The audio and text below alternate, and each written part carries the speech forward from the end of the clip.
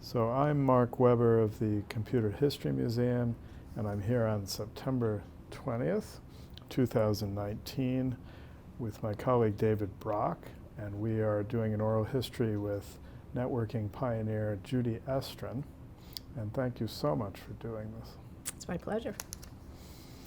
So, do you want to kick off? Sure. We'd like to begin at the beginning, as it were, and with your, family of origin and their background. And were you born in Los Angeles then, when your family was in Los Angeles? Is that where you were born? Actually, I was born in Israel because my parents were, and you may get into this, but my father, who had been working with Von Neumann at the Institute for Advanced Studies, and my mother, who was at the time a biomedical engineer, or she was doing engineering also, were asked to go to Israel for 2 years to lead the team that built the first computer in the Middle East. And I like to say that they built me at the same time. But I have the better architecture because I'm still running, and the WEIZAC is in the basement of the Weizmann Institute. So I was born there 6 months old when we all came back to the States and grew up in Los Angeles. Well, I was very interested to ask you about your mother, mm-hmm. Thelma Estrin, because it seems like she and your father both mm-hmm. were involved with electronic digital computing right. about as early as one could. Right. And both she and your father graduated, if our research serves, with PhDs from the University of Wisconsin in electrical engineering, both, I believe, in 1951. Mm-hmm. Could you that seems kind of like a remarkable event. Could you yes. give us a little bit of the background to that? The interesting part, so my mom got her PhD in electrical, the year she got her PhD, the story has it, I haven't researched this in exact numbers, but there was only one other woman in the country that got a PhD in electrical engineering. So she was a real pioneer in terms of, and continued to be in terms of women in the field. My father was a pioneer in terms of furthering the field. And the interesting thing, it was my mom that got my father into engineering, not the other way around. In World War II, my mother ended up in a job testing vacuum tubes. So one of the women that were helping the war effort, and she got interested in engineering as part of that. My dad came back from the war, and he had been interested in all sorts of things, history, a variety of subjects, and ended up in engineering. So most people would think it was the other way around. And they met very early. My mom was 17 and my dad was 20, and they got married within a year. So they were quite a couple. And just, again, real pioneers in the field. And my mother was always a pioneer in terms of women in engineering. Turns out that, and just fast forward a little, when they came to UCLA, there were nepotism laws. And so my mom could not work at UCLA. And of course, in those days, it was the man that was chosen, not the woman. And so she couldn't work in the engineering department with my dad. And she originally got a job somewhere else, but then ended up running the data processing lab at the Brain Research Institute at UCLA, and so was one of the first biomedical engineers, and really built her career in the application of computing to brain research. And so it was, I don't remember at what age, but years later, she finally got an appointment in the engineering school at UCLA because those nepotism laws broke. And my dad essentially was one of the creators of the computer science department at UCLA, and was a mentor to some pretty important students, including Paul Barron and Vint Cerf. So two very important people who went on to help build the infrastructure, the beginnings of where we are today. I was fortunate to be born into an incredible family. I have two sisters. My older sister ended up being an MD. My younger sister is a professor of electrical engineering at Cornell Tech, and so very scientific, academic family. I am the only one that doesn't have doctor in front of my name. So my older sister and I used to argue as to who was the black sheep. She was the only one not an engineer. I was the only one without doctor by her name. So. Well, a happy family if those are the black sheep, I'm sure. I would be interested, could you tell us a little bit about the background and milieu that your parents came out of? Like, where did they grow up? Where did they meet? A little bit about their family background. My mother was from Brooklyn. My dad was from the Bronx, so both New York. My dad was. His parents came from Eastern Europe. And my mom was second generation, so her parents were born in America. The story has it that they met on the steps at City College, New York, and my mom was trying to sell my dad a button for some political group, and just pushing to sell him this button.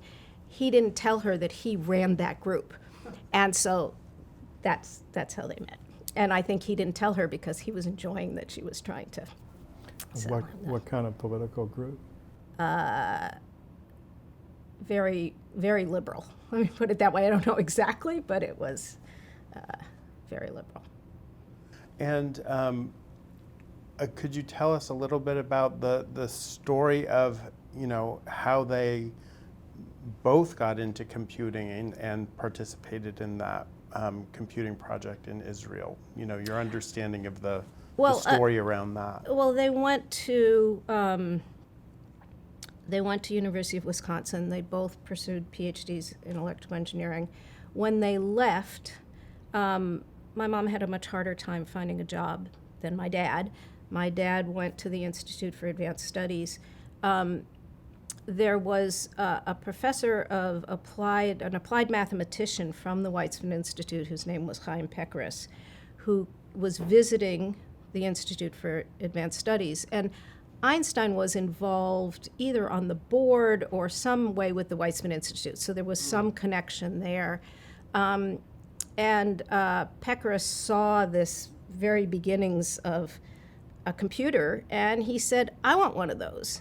And a lot people were like, why does the country was just beginning, it was very early, did they really need a computer? But Chaim Pekaris, who became a very close friend of the family over the years, if he wanted something, he set out to get it.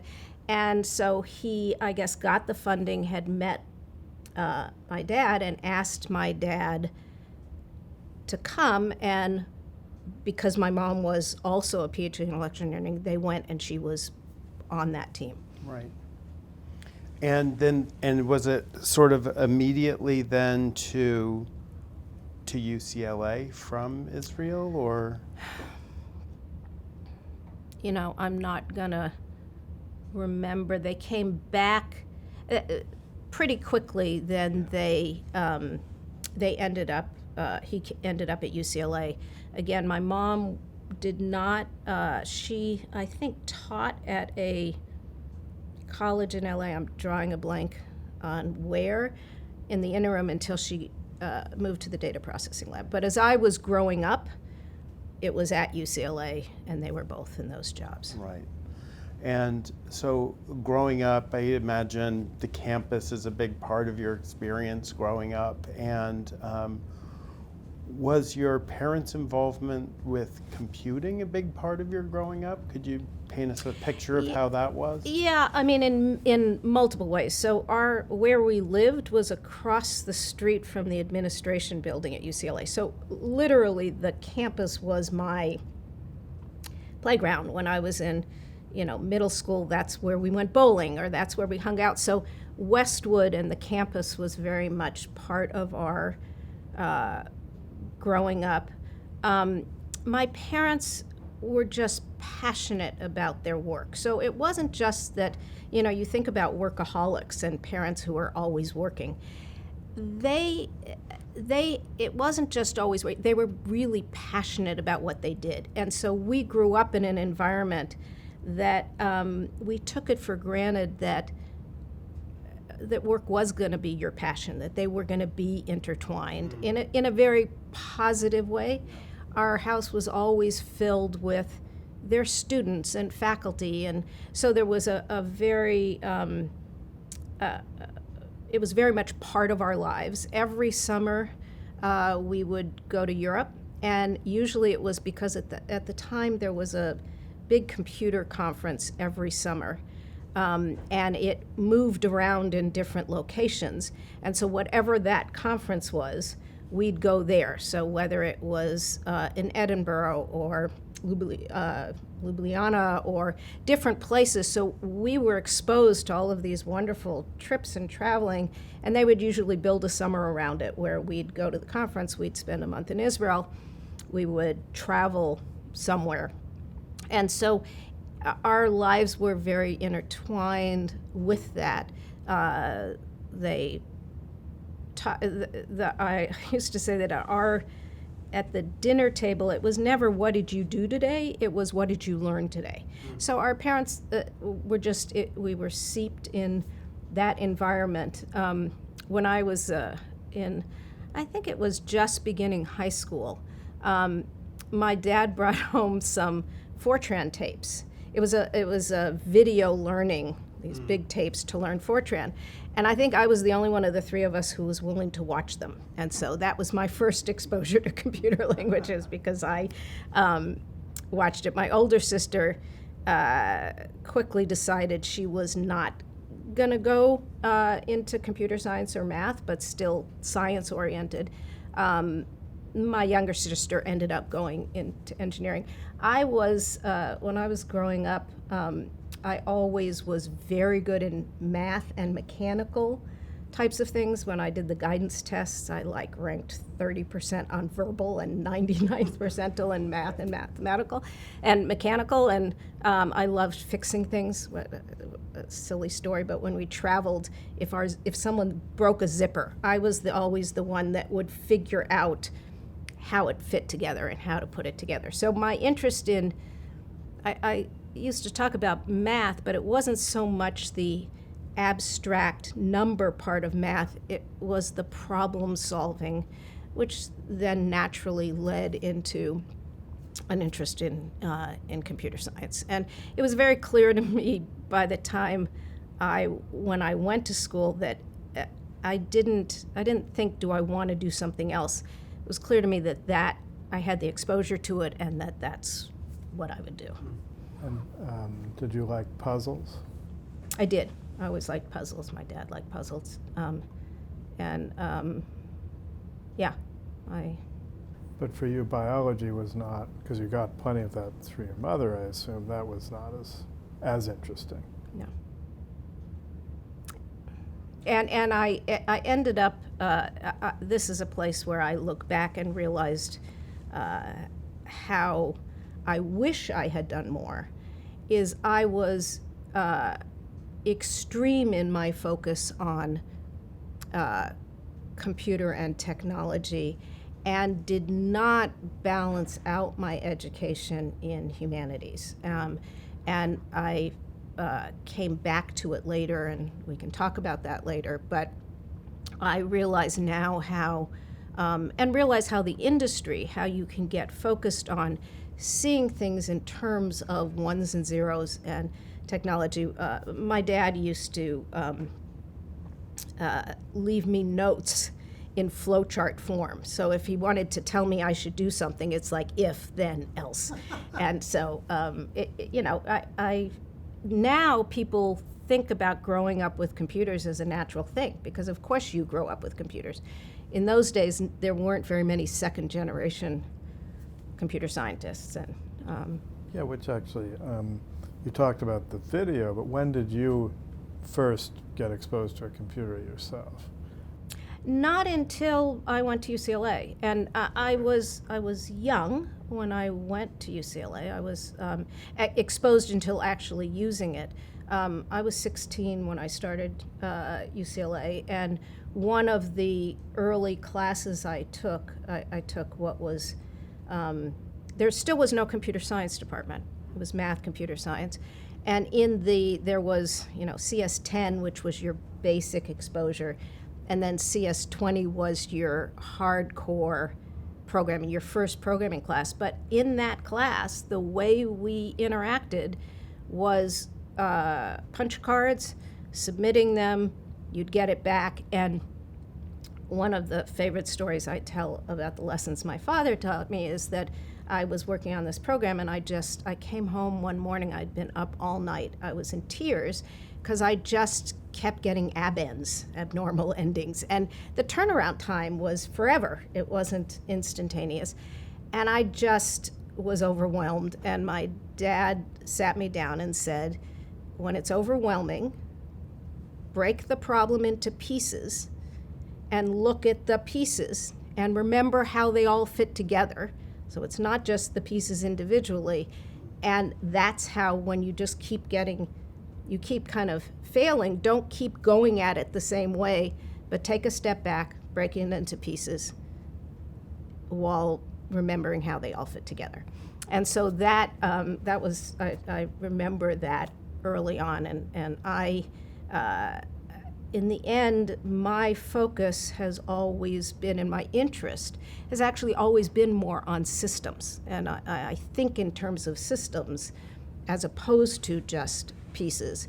And that was kind of an early influence from my dad. Now, I remember while I was doing my undergrad work, within that period of time was when they opened up a terminal room, but only the PhD students could use those terminals. And occasionally, I got access to that terminal room to work on something. So that was in that tradition of going to the primary way of interfacing with these computers was through punch cards to starting to have some interactivity.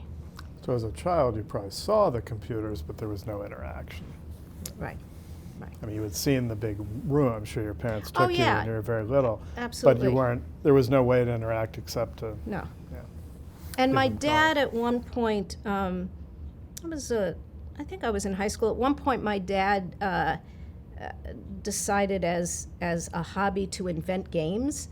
And so he designed some games that were logic related that actually, I think all three of our names is on the patent to that game that he designed. So there was interaction starting in terms of that type of logic, but not computing. I remember when my dad encouraged me to take drafting in high school, and I remember being one of the only women in the class. And Did you build? I mean, you liked mechanical things. Did you build things or fix things? Or? I maybe again, I use the zipper analogy, but I wasn't a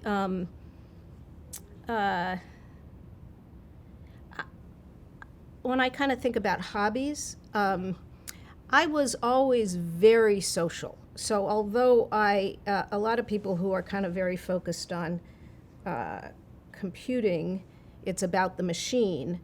Even though I was interested in computing and problem solving, I never wanted to get very far from people. And it came back actually later on when I moved pretty quickly from being an individual contributor to a manager. It was clear to me that I was more interested in interacting with people than machines, but I like using technology to solve problems. So I was interested in it growing up, but a lot of my offline time, not around classwork or was about people and socializing, and my passion from the age of 15 through UCLA was actually folk dancing, and I performed and taught Israeli folk dancing, and that took the time that maybe I might have been building something. So. I want to ask you another question about, you very vividly described your parents' household. So I can tell by listening to you that it was quite a place. Was there, and their passion for their work was also politics, which had brought them together in a way, I guess, in that button sale. Was politics still a passion for them, or was there a place for religion in your household? So I would say yes and no. In that, on the politics side, my parents were not openly political in terms of being, that I remember, in terms of being involved in getting involved in politics, although they were very interested and supported people. But the basic underlying values around respect and dignity and pluralism and diversity and all of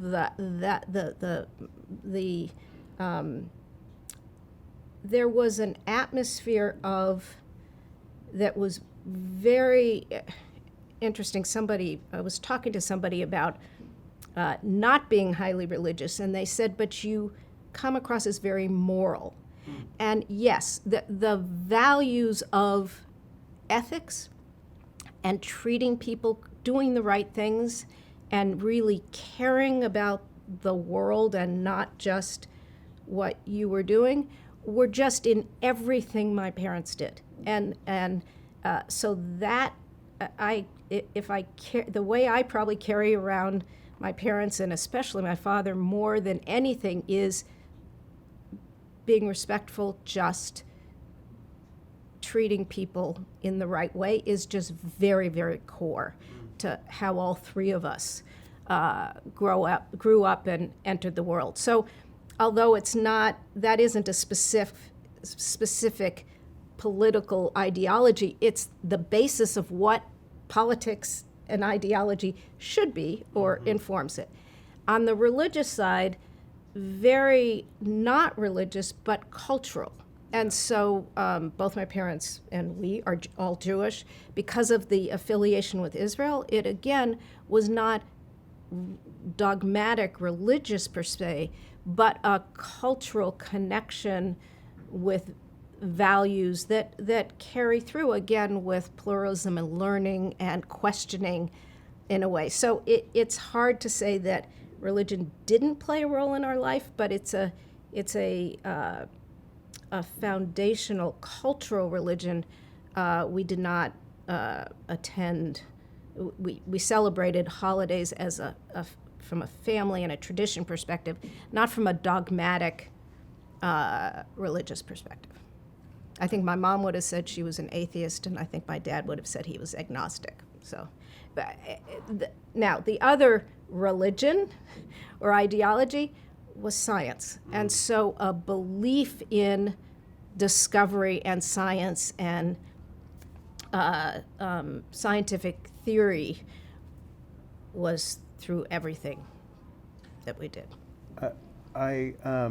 In preparing to talk to you, I saw and read an interesting article that your mother wrote in 1996 that was about women's studies and computer science. And any article that has those two things in the title is extremely interesting. But I mean, it seemed to me from reading that at least at the time of that writing, she identified as a feminist. And I was wondering if, with her being such a kind of breaker of boundaries professionally, if that was a part of her identity through her life and how that shaped, the lives of her three daughters. Right. So I'm smiling because, yes, she was an ardent feminist and a very vocal feminist in all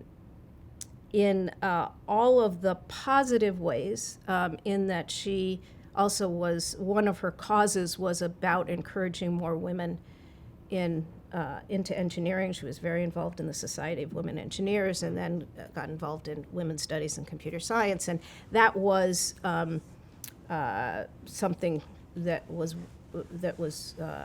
really a high priority for her throughout her career. Secondarily, also very positive, was that she was a pioneer. So whether it was what she was doing and a role model, but also she was very active in the IEEE and in the leadership of the IEEE in ways that they hadn't had women before. She was on maybe the first woman on the board of aerospace. So she in a women in leadership role in the academics. Now, the part that I'll say was not as positive to me is she was also very loud at home about her complaining about the world and the injustice in the world. And the reason I say it that way is my reaction to that was when I went into the workplace was to essentially decide I was not a feminist. And I was not, you either like your parents or backlash from your parents, and we all do that in various different combinations. So in this way, I think I grew up hearing her be angry about it and just decided I didn't want to be angry because that, as a middle child, that's not my personality. I was the one that wasn't angry. And and so for years and years, I would, if you looked at my behavior in terms of my interest in women and giving opportunity for women and developing women, you would call me a feminist. But if you had asked me, I was not a feminist. I was not going to be aggressive and outspoken about it.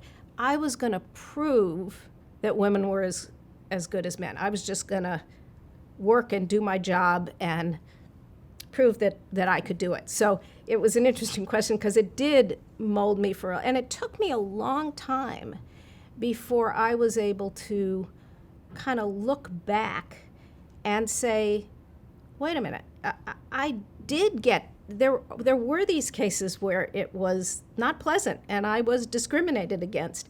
But for years, I would sit on panels with other women and say, I don't think I really have encountered a lot of discrimination.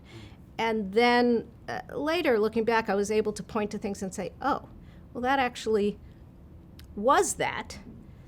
But my psyche is to fit in and to facilitate and to make the best of things. And so to an extent that I didn't even notice it. I didn't internalize it. And that, I think, in some ways is a reaction to my mother. Interesting. Would you, I guess this is a personal question, but this is a personal interview. Would you say that you would have you changed, and would you identify as a feminist today? Absolutely. Yeah. Absolutely. What I'm willing to do today is own it. So what I'm willing to do today is own the good parts of my mom without having to say that I don't have to be angry and abrasive about it, but I can acknowledge that there is injustice in the world that I would like to help fix. So, I actually realized that by not acknowledging some of that, I was going to say I might not. I don't think I was complicit with the system, because I still was very active there in terms of women in our companies. But there are places where maybe I didn't speak up that I could have. On the other hand, I also believe that for change to occur, you actually need all types. And that you need people who work with it. People often argue, do you change the system better from within? So are you better off as a woman acting like a man and going up the hierarchy? Are you better off being outside? And I've come to believe to change things, for cultural change, you actually need three different things. You need people who are willing to work within the system because you make incremental changes and you show the way. You need people who are more activists, who are throwing rocks at the system, because otherwise you don't build awareness. And actually, the third way that people don't talk about a lot, which is something I think I, as an entrepreneur, chose to do, which is you go play your own, you set your own rules. You create your own game. You're not playing within the game. You're not throwing rocks at it. You go build, and you're less visible. You build your own environment, and through that, you show how things can work. And then when the system is ready, you have examples for how to solve it. And that's true in terms of technology. Think about changes in markets. You have the big companies that tend to not catch the next wave of innovation. And then you have the entrepreneurs that are willing to start smaller, and you start something new. And it used to be that when then those big companies got ready, those smaller companies would work with them. Now, in many cases, those smaller companies have very quickly gotten big and dominated, and that's for a variety of other reasons. But so it takes all types. So. To switch back again to a little bit more about your youth, did you attend the public schools around? And I imagine these were schools where there were a lot of other children of faculty, and was it a kind of a university community public school? My elementary school was 6 blocks from our house, so very much around UCLA. And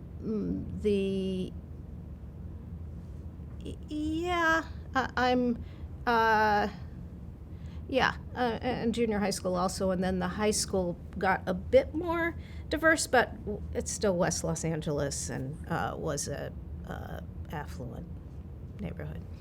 And in both of those, in high school, middle school, high school, that was an encouraging context for you to pursue, your interest in mathematics and that side of things? Would you say that was nurturing, or did you have to make the most of it? I'm hesitating because I just don't remember. But I'm noticing as you're asking the question of how, not in elementary school, but in middle school and then in high school, how little impression the actual teachers in school made on me.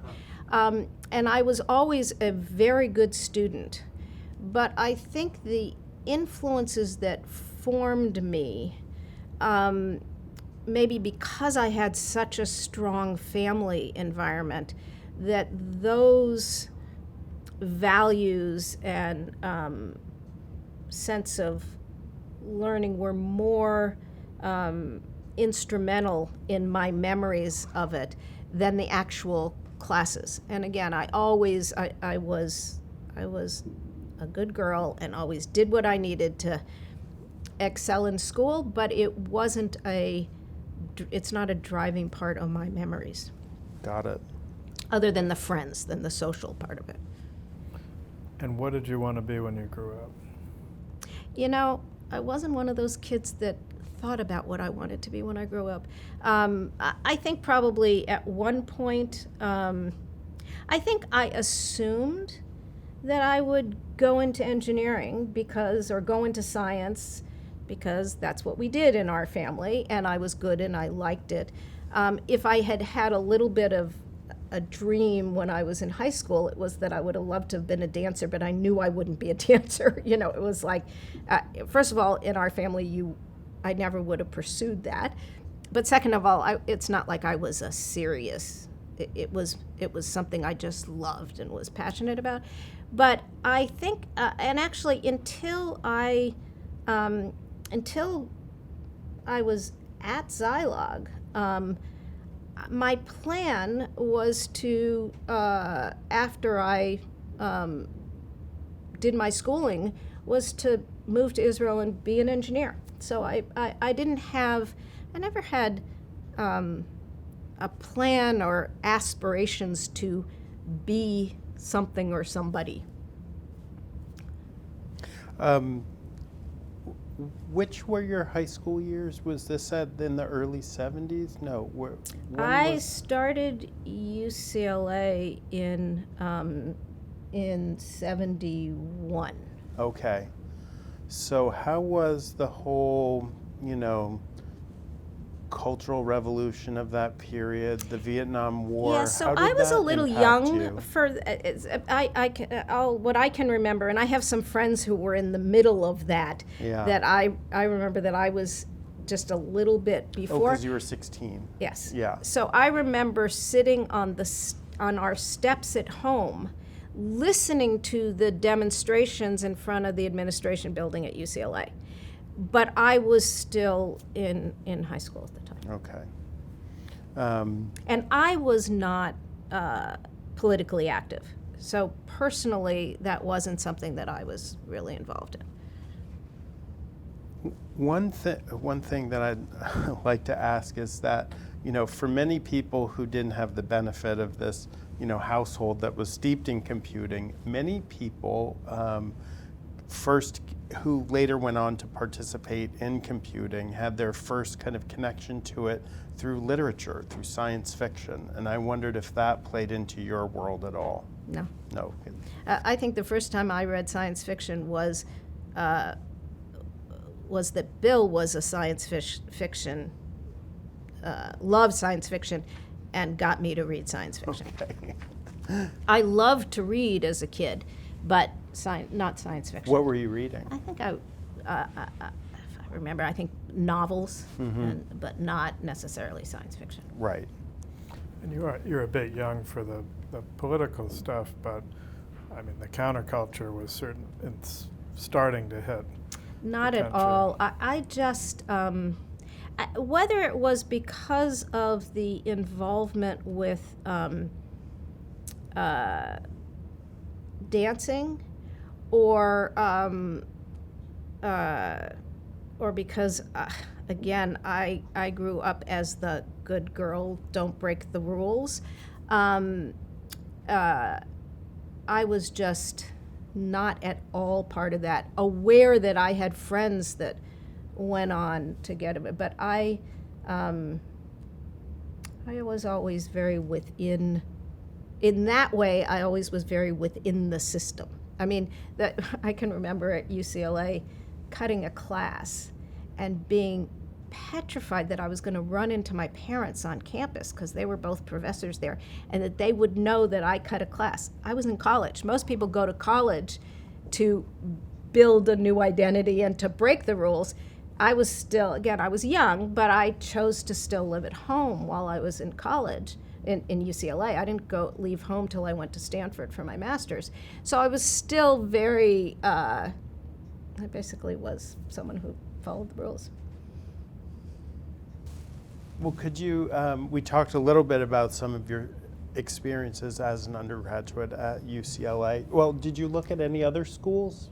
No. And No. again, mostly because, one, it was right there. I was very young when I was making that decision. And that happened because where my birthday fell, I entered school, then they skipped me in first grade, and then I ended up odd year at a time in my high school when they were going to know you couldn't graduate off year.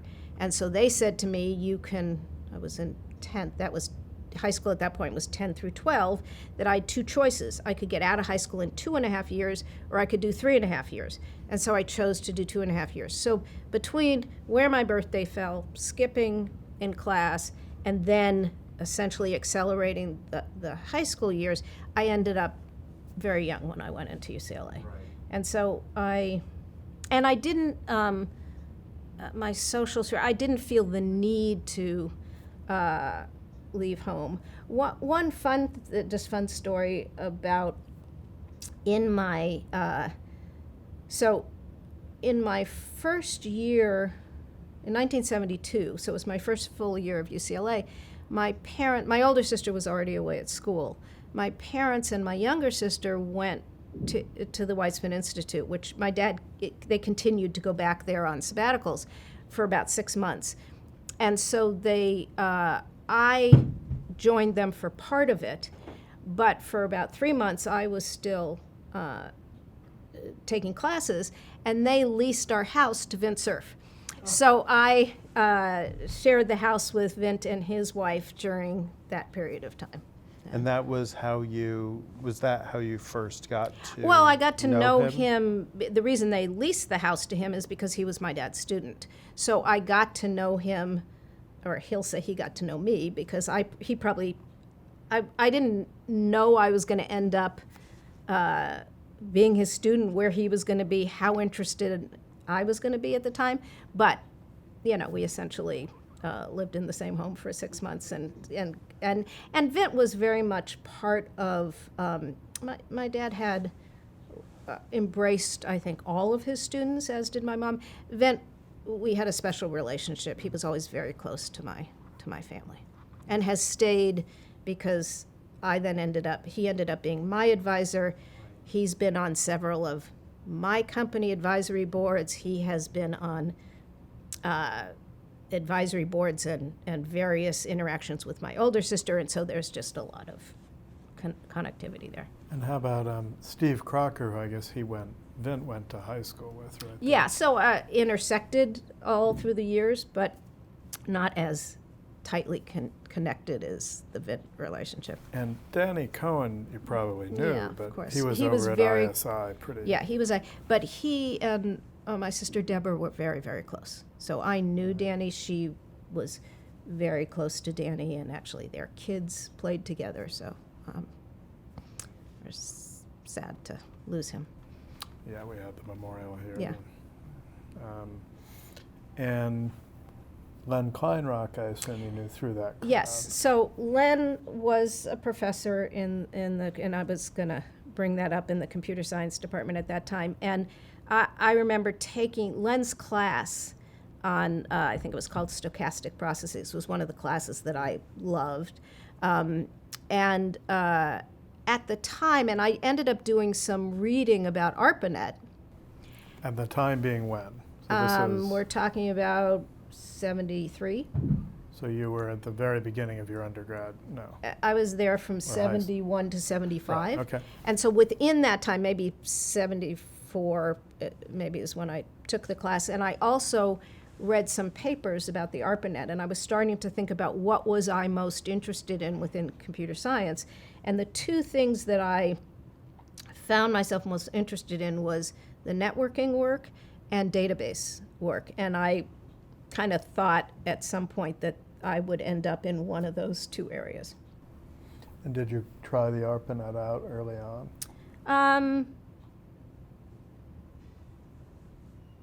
I'm trying to remember. I certainly was aware of it. I don't know that I actually tried it. The one job I had during that period of time was working in a lab interfacing a PDP-8 to a mass spectrometer. So one summer I don't remember what lab, and this sounds funny at this time, but in those days I was more interested in dancing and playing tennis than I was in what I was doing, but I was learning also. So I became more committed to it when I went to Stanford. So I was wondering if there were, to characterize, the cohort of people you were with as an undergraduate at UCLA, the computer people.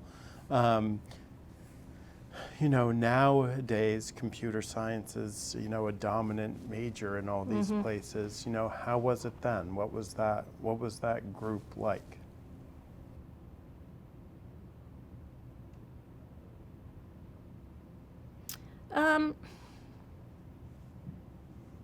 It certainly wasn't dominant or common. I don't know that I can answer that any objectively at all, just because I was so in the middle of all of it.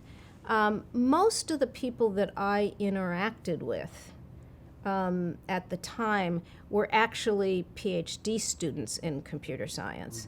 And I don't know if that was, again, because of my parents' association with the department. But there was no celebrity associated with being an engineer or a computer scientist, or it was a boring thing that was happening. It wasn't. We were just so far from the mainstream that it's kind of like saying, although biology has become, everything has become more, has more celebrity associated with it now, but smart people, people who, I will still say that most, too many of the people more interested in interacting with machines than interacting with people.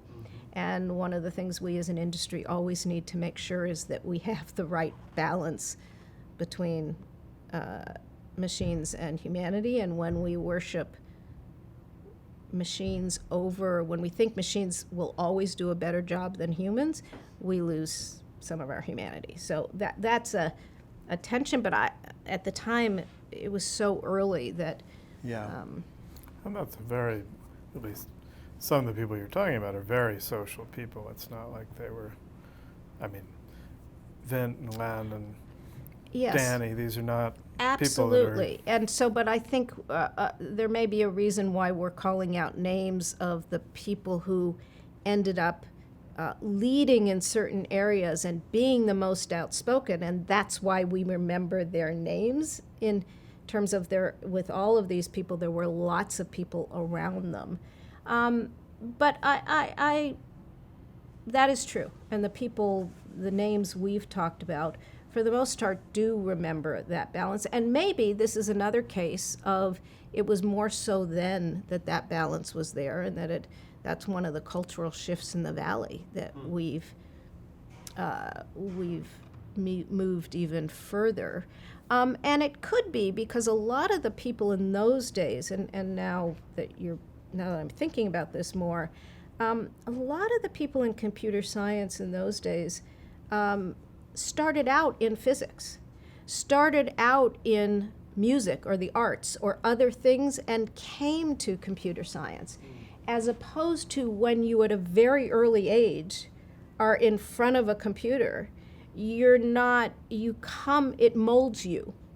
And actually, now that you say it, that's, I think, a very distinct difference between the generation of computer science that, of the time when I entered the area, because you had people coming into it that came from other disciplines. This may just be my own, might be chance, but it seems to me that networking people, it seems almost like a truism, but they tend to be a little less inward looking than, say, people doing pure, standalone software or operating systems or compilers. But I don't know, it seems such a truism, but because they have to have some interest in communicating, and that seems to transfer even in this very technical field. I would say yes, but I'm going to put a but there. So the yes is that I think, for the most part, people who go into networking at the system level are system architectural players. There are people in the networking field who are looking at optimizing pieces that may not be.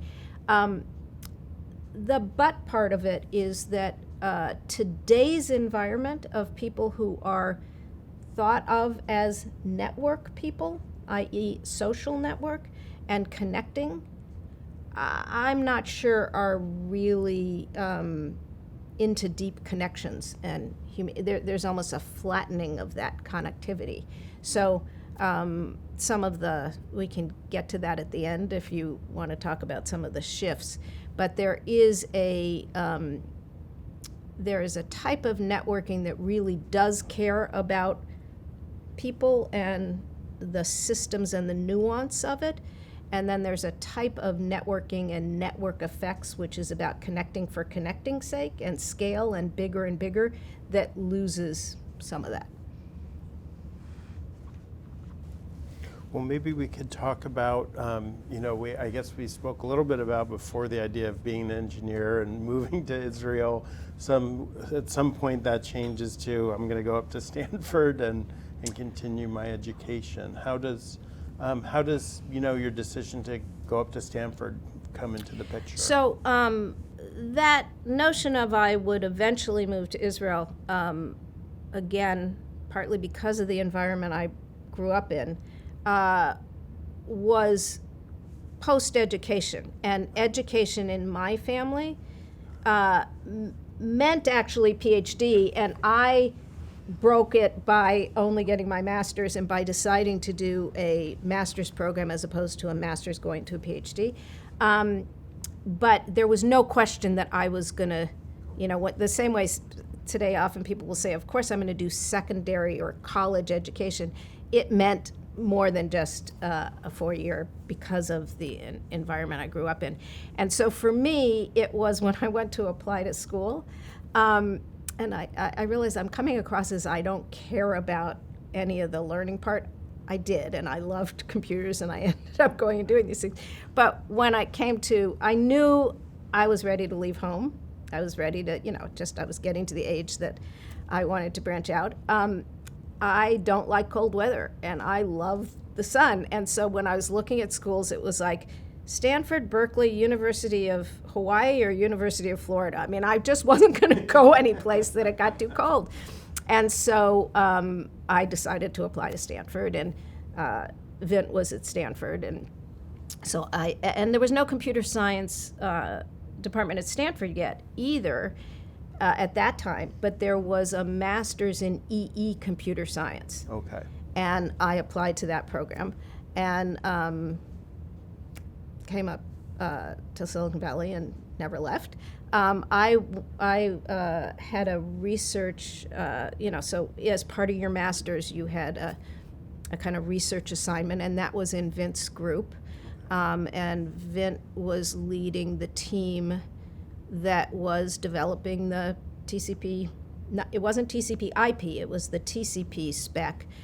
Carl Sunshine, Yogan Dalal, and a group of other people working with Vint. And so I became part of that group. I was the only woman in that group. And not only did I get a chance to work with Vint and get exposure to that, got to know Yogan, who I think is one of the unspoken heroes of the networking industry, and is not only became a friend, but really I think is took me under his wing as I was the only woman and the youngest in that group. My role at the time, the TCP spec was written, and the initial implementation was done, and we were doing the early testing with BBN and UCL. And so because London was involved, I would get up, I would sometimes be in that lab at 3 o'clock in the morning. The way we tested was we would send packets, and then over a teletype machine, we'd send a message of, did you get it? So, you don't, if you have no answer, you don't know what's broken. And so I was getting up very early to do the testing of the protocol. So that was a wonderful, an incredible experience, just being part of this group. From a master's and studying perspective, it was interesting. There were 3 women in that program, and we used to joke because we were all under 5'2", Jewish, from 3 different parts of the country. So one from the Midwest, one from the East Coast, Barbara Kulkin, who's now Barbara Barza, and a woman named Janice Wolf. And so we became friends. Barbara, we can come to this later, but Barbara Kulkin / Barza and I ended up being sharing a house when we took our jobs, and really provided connectivity socially between Zilog and Xerox. And So from we'll an get to industry that. perspective, we can get there. But and the project I did, so you had to do a master's project. I did this suitcase network of Z80s, where I built a network. Each suitcase had a Z80 circuitry, and I built a ring network between these Z80s. And so that was my project, kind of my thesis project, and my entree. So my entree into networking at Stanford was being part of this research project of this very important part of what became the internet. And then local area networks didn't really exist. And so I ended up building what now we would call a local network, and it was also my introduction into the Z80 processor, which had just come out. But did you move, so when you chose Stanford, I mean, obviously you knew Vint and he was there, but was that a direct reason, or you chose Stanford and? I think it was, I knew Vint. It was not too far away, so it still felt comfortable. I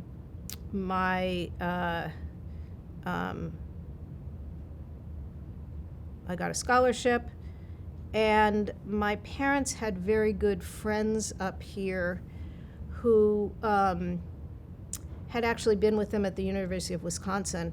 He, his name was Alvin Sharon, actually opened one of the very first, this was years later, but one of the very first hobby computer stores in San Francisco. And so he was involved in electrical engineering and not as involved in the industry. But I think the fact that I knew Vint and the fact that the Charons were here gave me, at least I wasn't going to a city where I didn't know anybody. And so once you came, it was pretty quick that Vint invited you to do that, or you asked to be As part of that? part of coming, it was part of being part of his research group. So it wasn't that I came to Stanford and then applied. I think as part of that program, you got assigned to a professor. So it was part of the process.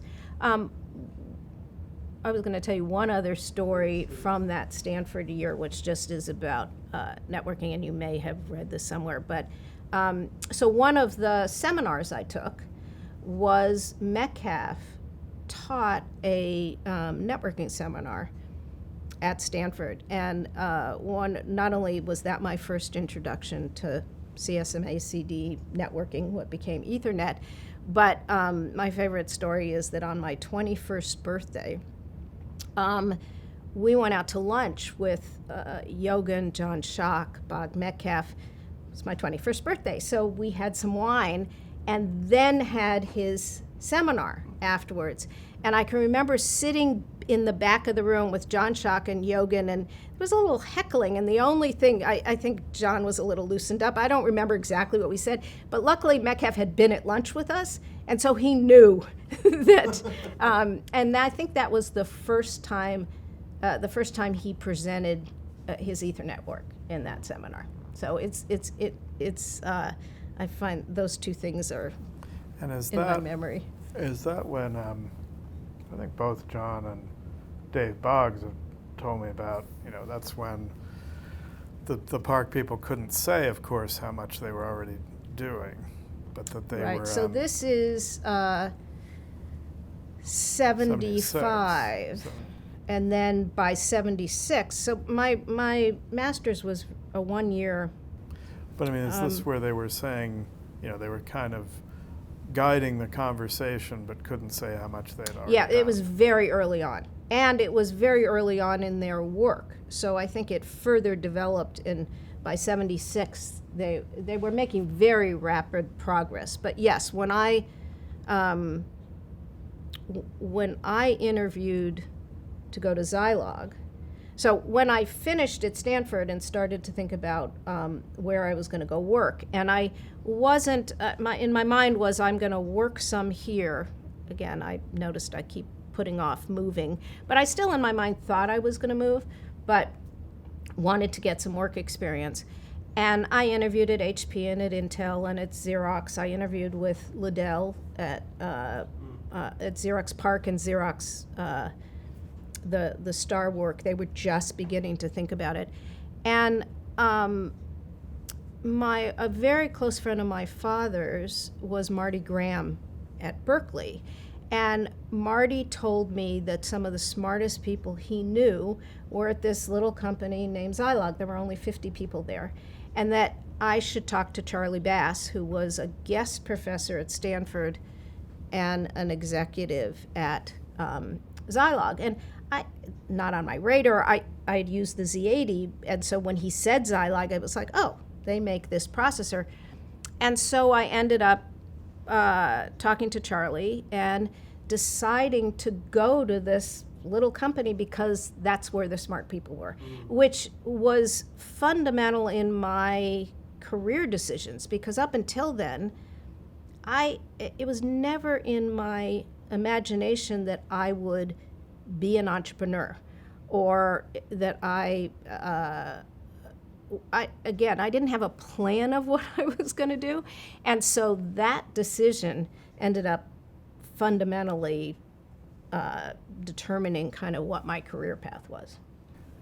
And still at Stanford, because maybe, Dave Boggs, I think, implied that they had done a lot quite early on, that they had, internally at Xerox, they had, I think it was a mini of some kind, maybe it was the Data General, that they already had it talking to something else over what became Ethernet and was sort of the beginning of POP. Yes. How much, but that was still all secret, how much of that did you know of when you were there? What they were up to? I don't remember. The place where it comes into my remembering that I was exposed to it is both from interviewing with Liddell, and then when I went to, and other than the basics of Ethernet and the protocol work. So again, Metcalf talked about it, but I wasn't deeply involved in all of the aspects. When I got to Zilog, there was much more awareness, partly because of the social connection, where Barbara and I's work communities tended to merge together and became more aware of not just the network work and the architecture and the graphical user interface and all of that work. And when you were doing, that was Peter Kirstein's group that you were sending packets at UCLA, to, right? Yes. But were you,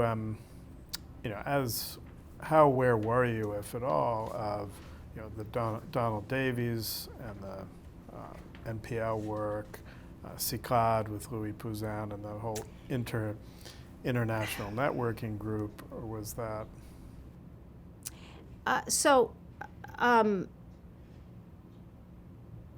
Aware of names, but I wasn't heavily involved in that. When I was at Stanford, later on, I became much more involved in standardization and interfacing. When I was at Stanford, I was focused on the work I was doing with Vint, and those names came in and out, and I would see them, but I was the young, low-level entry person then. I wasn't, it's funny, sometimes people in like my Wikipedia or PR thing want to say, that I was involved in the beginnings of the internet. And I want to say, no, wait, these people were. Well, I was there, but not at that early stage, not in the way that Carl or Jogan were. After the initial stuff at Zilog, when I started to do networking and then at Bridge, became much more involved from a driving the technology as opposed to kind of entry level helping with it. Yeah, that's where you learned about it. Right, and so when you say these names, I'm like, sure, I know those names, but it wasn't that I then had a seat at the table in those sure. discussions. No, right. Right. But I mean, these were just some of the names floating around. Yeah, and all of and those you had names. Your tasks to do. Yeah. And was Bob Kahn involved? I mean, did he come around much? There again, I don't remember from when I was at Stanford. Sure, you knew him later. I knew him later, and when Vint then went and worked more full time, so his name was obviously in there, but I don't remember. And then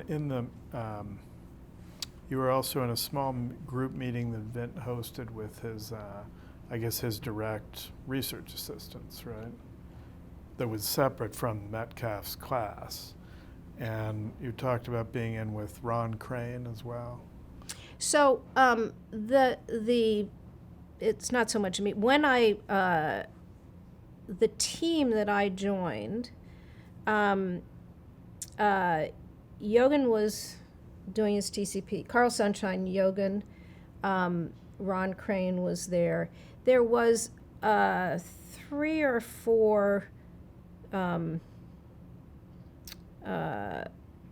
maybe younger, not PhD students, I'm trying to remember, that were also part of that group. And I grouped them together because when I said Yogan took me under his wing, they didn't like this young female kid coming into their mix. And it was kind of my first interaction with I was different. And some of it may have been exacerbated because I knew Vint. And afterwards I realized that may have. Teacher's pet. But they weren't all that nice to me. And Yogan was my kind of steady point of, just making me realize that I had a place and I wasn't imposing on this group. And Jim Mathis was in that as well? Mm-hmm. So he was one of the more senior. Yeah, and I don't remember exactly which one of them were less. Oh, sure. But again, it wasn't like bad stuff. It just was not so nice stuff. Not making feel a part as opposed to part of something. But before moving on to Zilog, we want to ask the suitcase network of Z80s. But the term suitcase network, is that? It was my term. It was that, and I realized when I said that, it was like, okay, this is the way I visualize it. It was, what do you call the circuit boards that had little holes in it and you put the chips in it? There was, what are those called? Do you remember? I don't remember. But the point I'm trying to make is that in those days, to prototype hardware, you had to use these prototyping boards. It wasn't like you could get a circuit board and solder things. It was a different level of integration and technology. And so what Stanford provided for the lab was these suitcases that you could prototype a system in. And most people got a suitcase with the prototyping thing. But because I was building a network, I had 3 of those suitcases, each with a Z80-based system and the memory, to write the software, communicating in a ring. So I call it a suitcase network. It's not a technical term. But that was that was my your project. Experiment. Right. And so you had those set up in the lab, and you were doing what? Just writing the networking portion of it. Right. I put together the hardware but it was very simple, and wrote the software to allow these Z80s to communicate. At the time, I had no idea that local area networking, that networking would become such a part of my life. But that's what I chose to do as a project. But you knew about Ethernet, though, at this point. I knew about Metcalf had, and I don't remember the exact timing. Metcalf had talked about, in his seminar, he was talking about connecting computers. So that was a concept which probably influenced me deciding to build this network, which again was just a little play network. But his work on what became Ethernet, or the concept of a bus network, or a CSMA-CD, was in the very beginning stages of him taking it from the CSMA work that had been done in AlohaNet and translating that into what became the local area networking technology that Xerox used.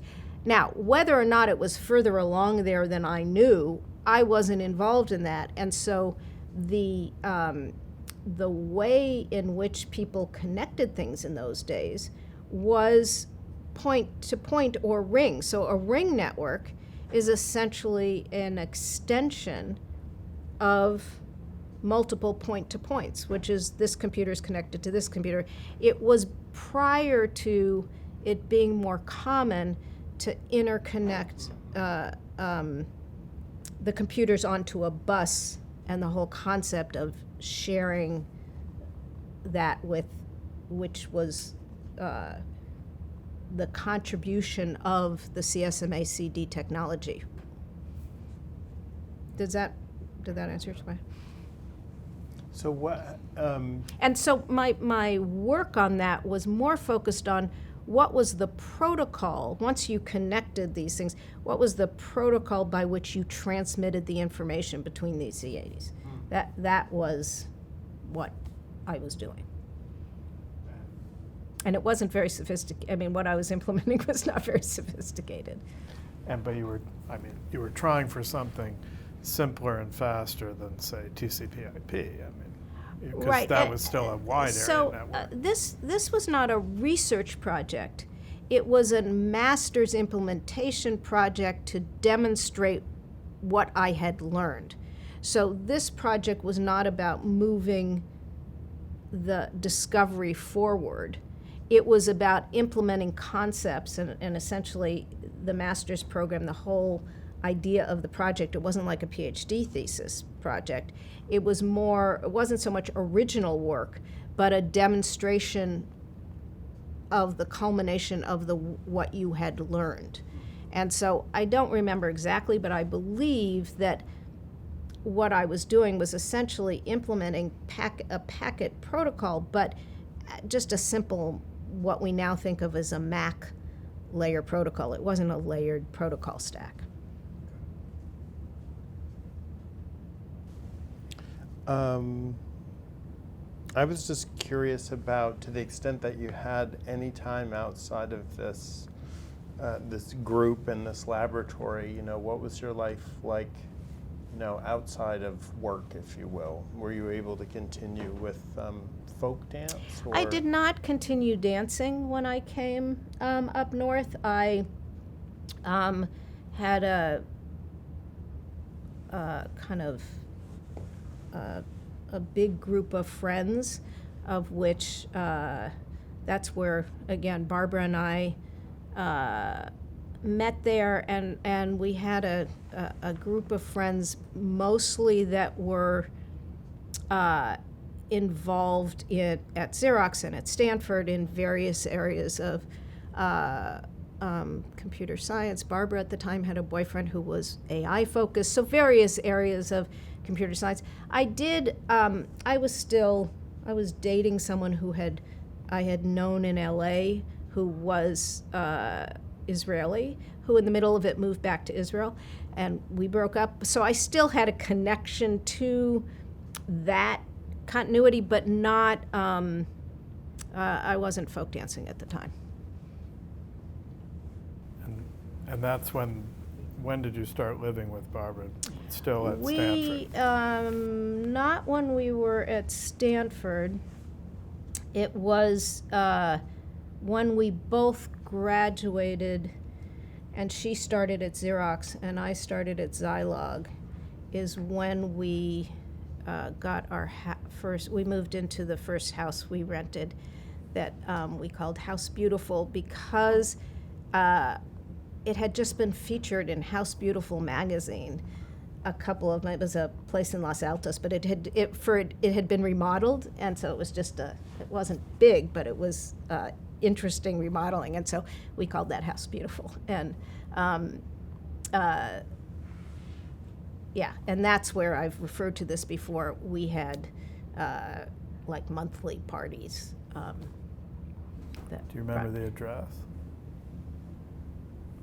or the street that we're in? No, it's funny. I remember some of our other. We then moved to another house together, but it may have been on Fremont. I can't remember. And then, but what sort of parties were these? More nerdish, more wild, both? They were everything from, I think most of them, I don't think they were wild, although probably a lot of alcohol involved, but not at a wild perspective. Most of them were just interesting groups of people. I can remember some, we did some different things. There was one day where we were invited to a wine tasting. There was a lot of wine tasting in those days, and we went to this wine tasting, and they were having us taste 7 different wines from the same winery. I think they were Zinfandels, all oak barrels, but slightly different, and people were pretending to tell the difference. And we loved these wine tastings, but we were not wine connoisseurs, and so we left that and looked at each other and said, you know what, we're going to have an ice cream tasting party. And so the next month, we went in the Bay Area to all of the more like Bud's ice cream, the more gourmet ice cream places, and then we threw in some more known ice cream. And so we got vanilla ice cream from all of these. We covered it up the same way people cover up the wine, and got these little spoons and had people rate their ice cream. And so, we did everything from regular parties to just trying to bring people together and make fun of ourselves in some ways.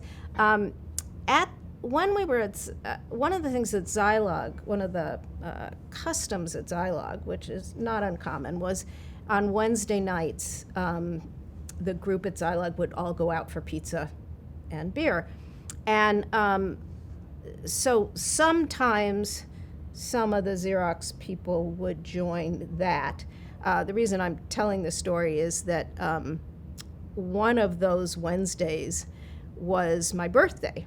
And we were there, and somebody said to me, next time I see you, or next party, let's have tequila.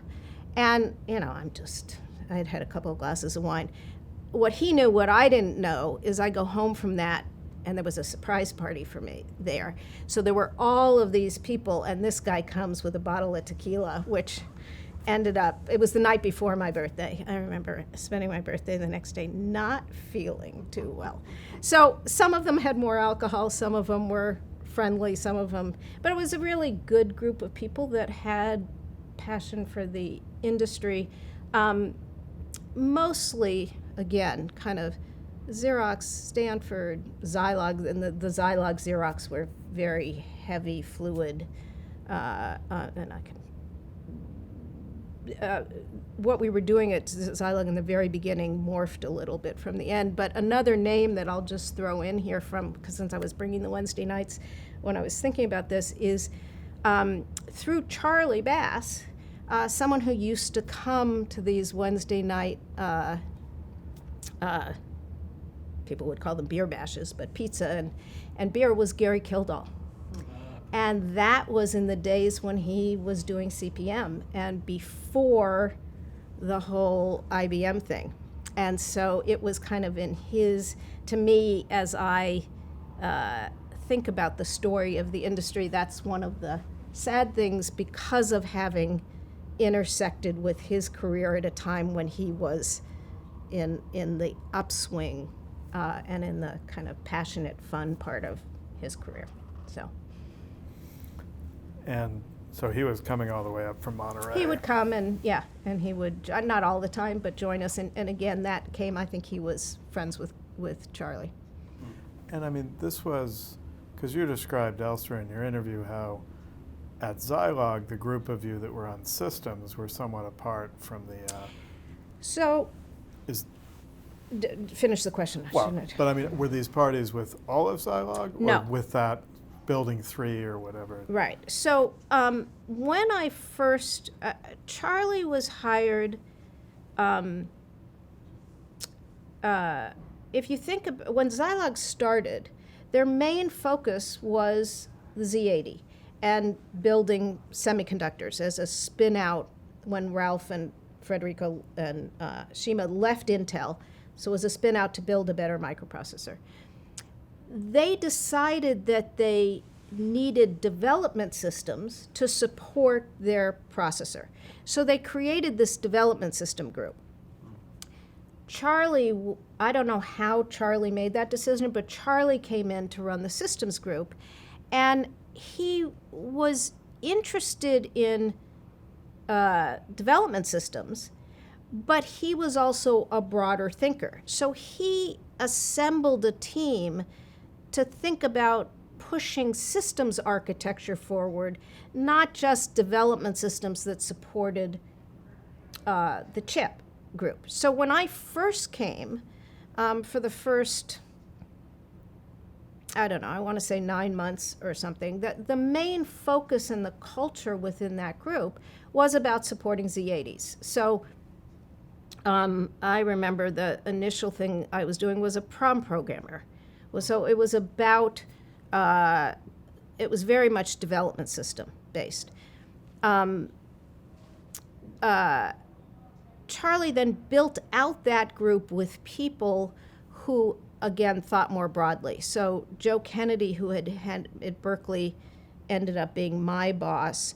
And instead of just there was no off-the-shelf operating system, but instead of doing the minimal of the development system, he used that platform to develop something called Rio, which was one of the first multitasking real-time operating systems. Not that that work wasn't going on big computers or wasn't going on in academia, but he took that technology down to the development system. So Zilog could have easily gone in a way in which the systems business wasn't a business, it was a development systems business, which is where it was started.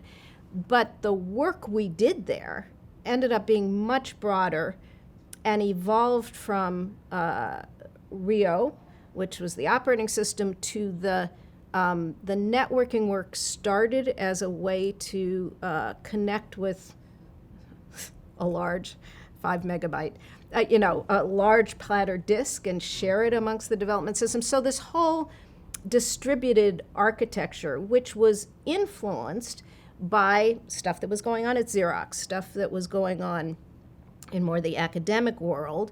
And then in that time, Bruce Hunt, who had been working on an Ethernet-like network at SRI, came, and then we started this project of let's connect these development systems through a local area network. And that project, I became the project manager for that and leading that. So we evolved this building 3, which was systems, started out as development systems, but as we were doing these things, Ralph Ungerman more than Federico, because I think Federico was more continued to focus on the chips, got interested in this as a systems business.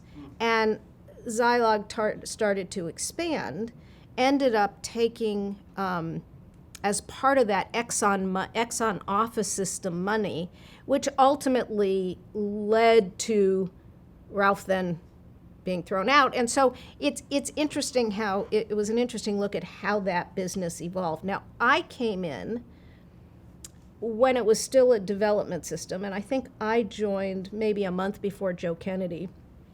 Interestingly enough, I had been there for a couple of months, and Charlie needed to go to Europe for a period of time, and there were a number of new hires, or maybe I'd been there for longer than that. And so the new hires he assigned to people that were already there. And Eric Benamou was assigned to me. So that's how I got started to build a relationship with Eric Benamou. And it was an unbelievable, the culture of that team, Charlie, Joe Kennedy, John Davidson, who brought incredible networking expertise, was just at one point, Eric Schmidt was an intern while he was doing his PhD. Dave Folger, who went on to do a lot of systems work. I can't tell you how collaborative and exciting and expansive that group was, given it was a small company and it was within a semiconductor company. It was systems, but it was systems driven. Now, I was going to go on and talk about Ralph leaving, but do you want to ask another question before I do that? Before we get. Yeah. And by the way, did you interact much with Bernard Puteaux? Yes, I forgot to tell that story. Yeah. So I skipped ahead. It was one of the things I was going to talk about. So I got there, and the first thing I did was work on prom programmers.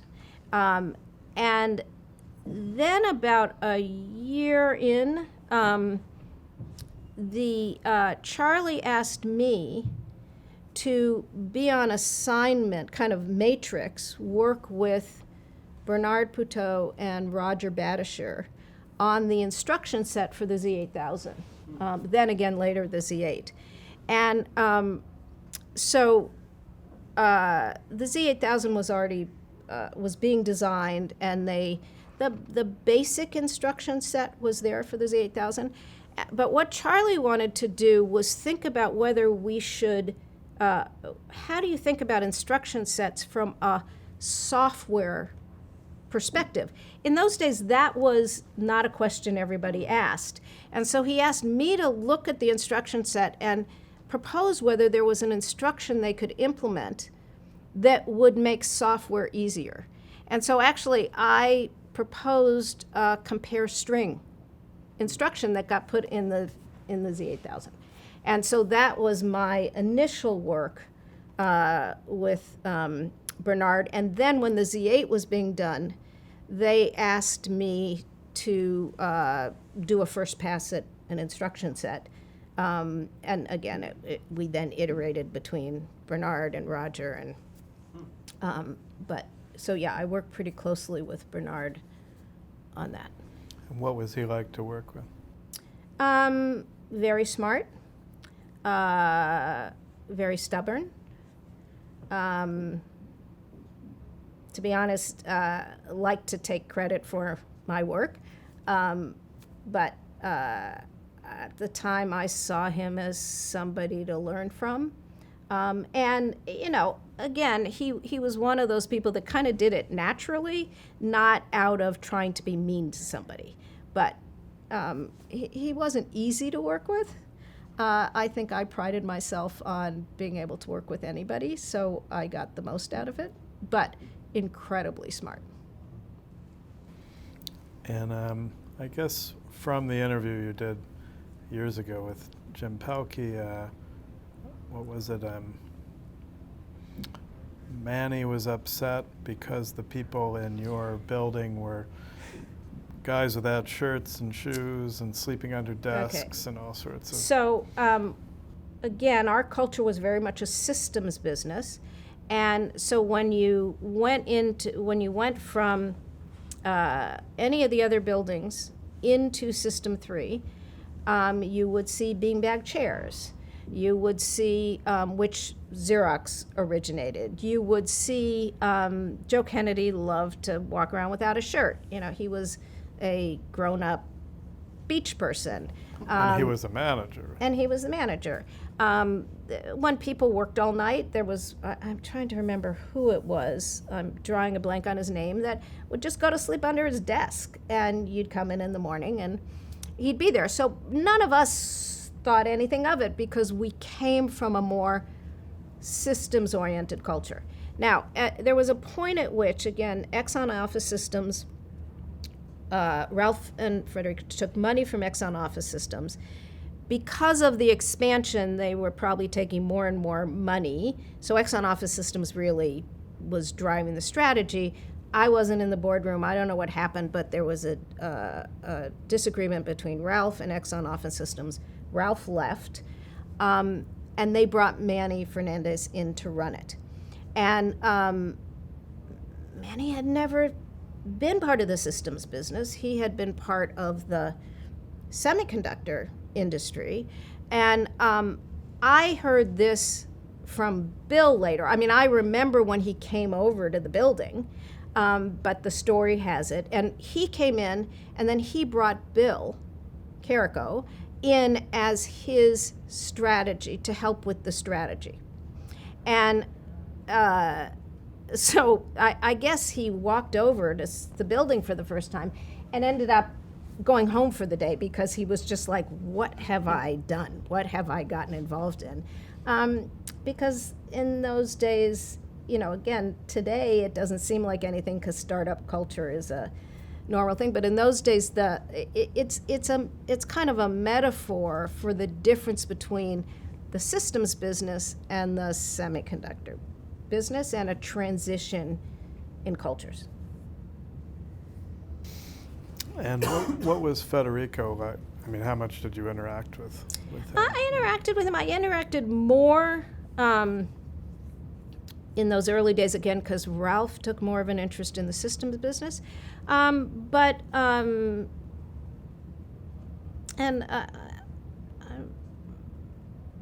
then by the time Manny came in, I was at kind of higher level of visibility, so dealt a lot with Manny.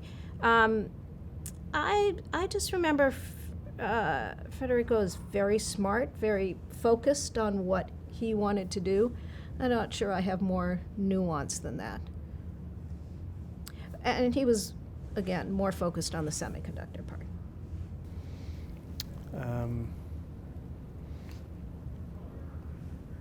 And so you were managing people fairly soon when you got So there. up until then, I was not managing people directly. At that point, I started, again, as an individual contributor. I was doing the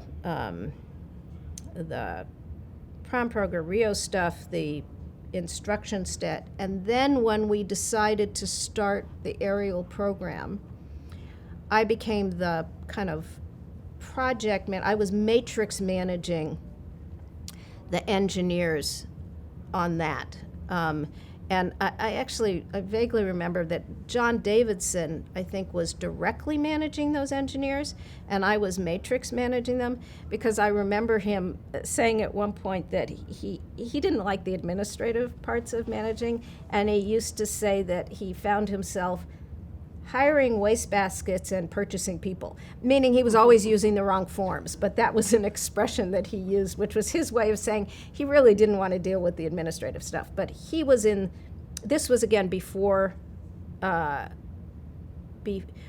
may have come, but before Bill was part of that business. And so I became the project manager for what we called Aerial, which was the 1 megabit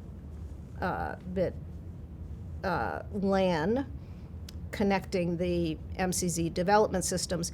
We also started another project that Dave Folger was involved in that was more forward-looking, that the idea there was to kind of do at a Z80, Z8000, with the Z8000, what Xerox was pioneering in research. And so Eric Schmidt, for instance, I think was an intern on both of those projects. Tom Malloy, who went on to Adobe, was part of that, so he came over. So we had some movement of people between those two projects. Now, when Manny came in, he brought, as I said, Bill in as a strategy person. also another person whose name was Boris Petrov, as a finance modeling person.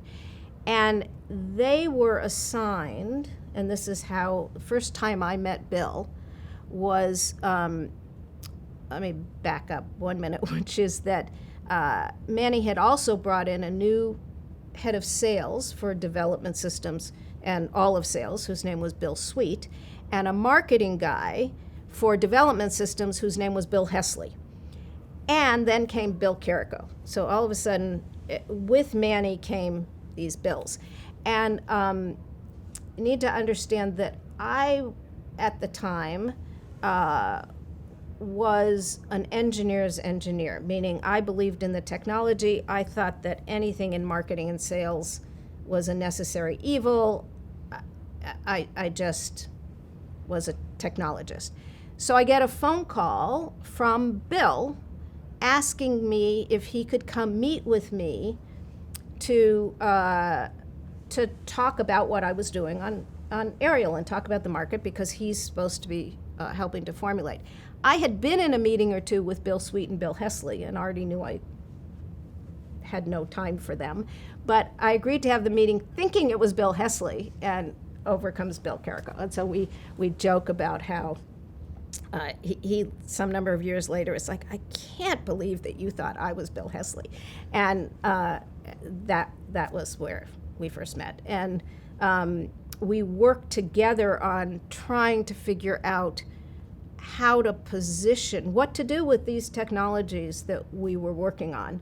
And Joe and I and John Davidson, but Bill Carrico, Bill Hesley, and I met weekly to talk about putting together a plan for how to bring what we were doing to market.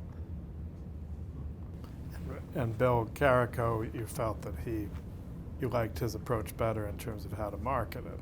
Well, he was coming at it, he was responsible for a strategic plan. Bill Hesley was more wasn't thinking about it, he's not a bad guy. He was thinking about it more from a tactical marketing perspective.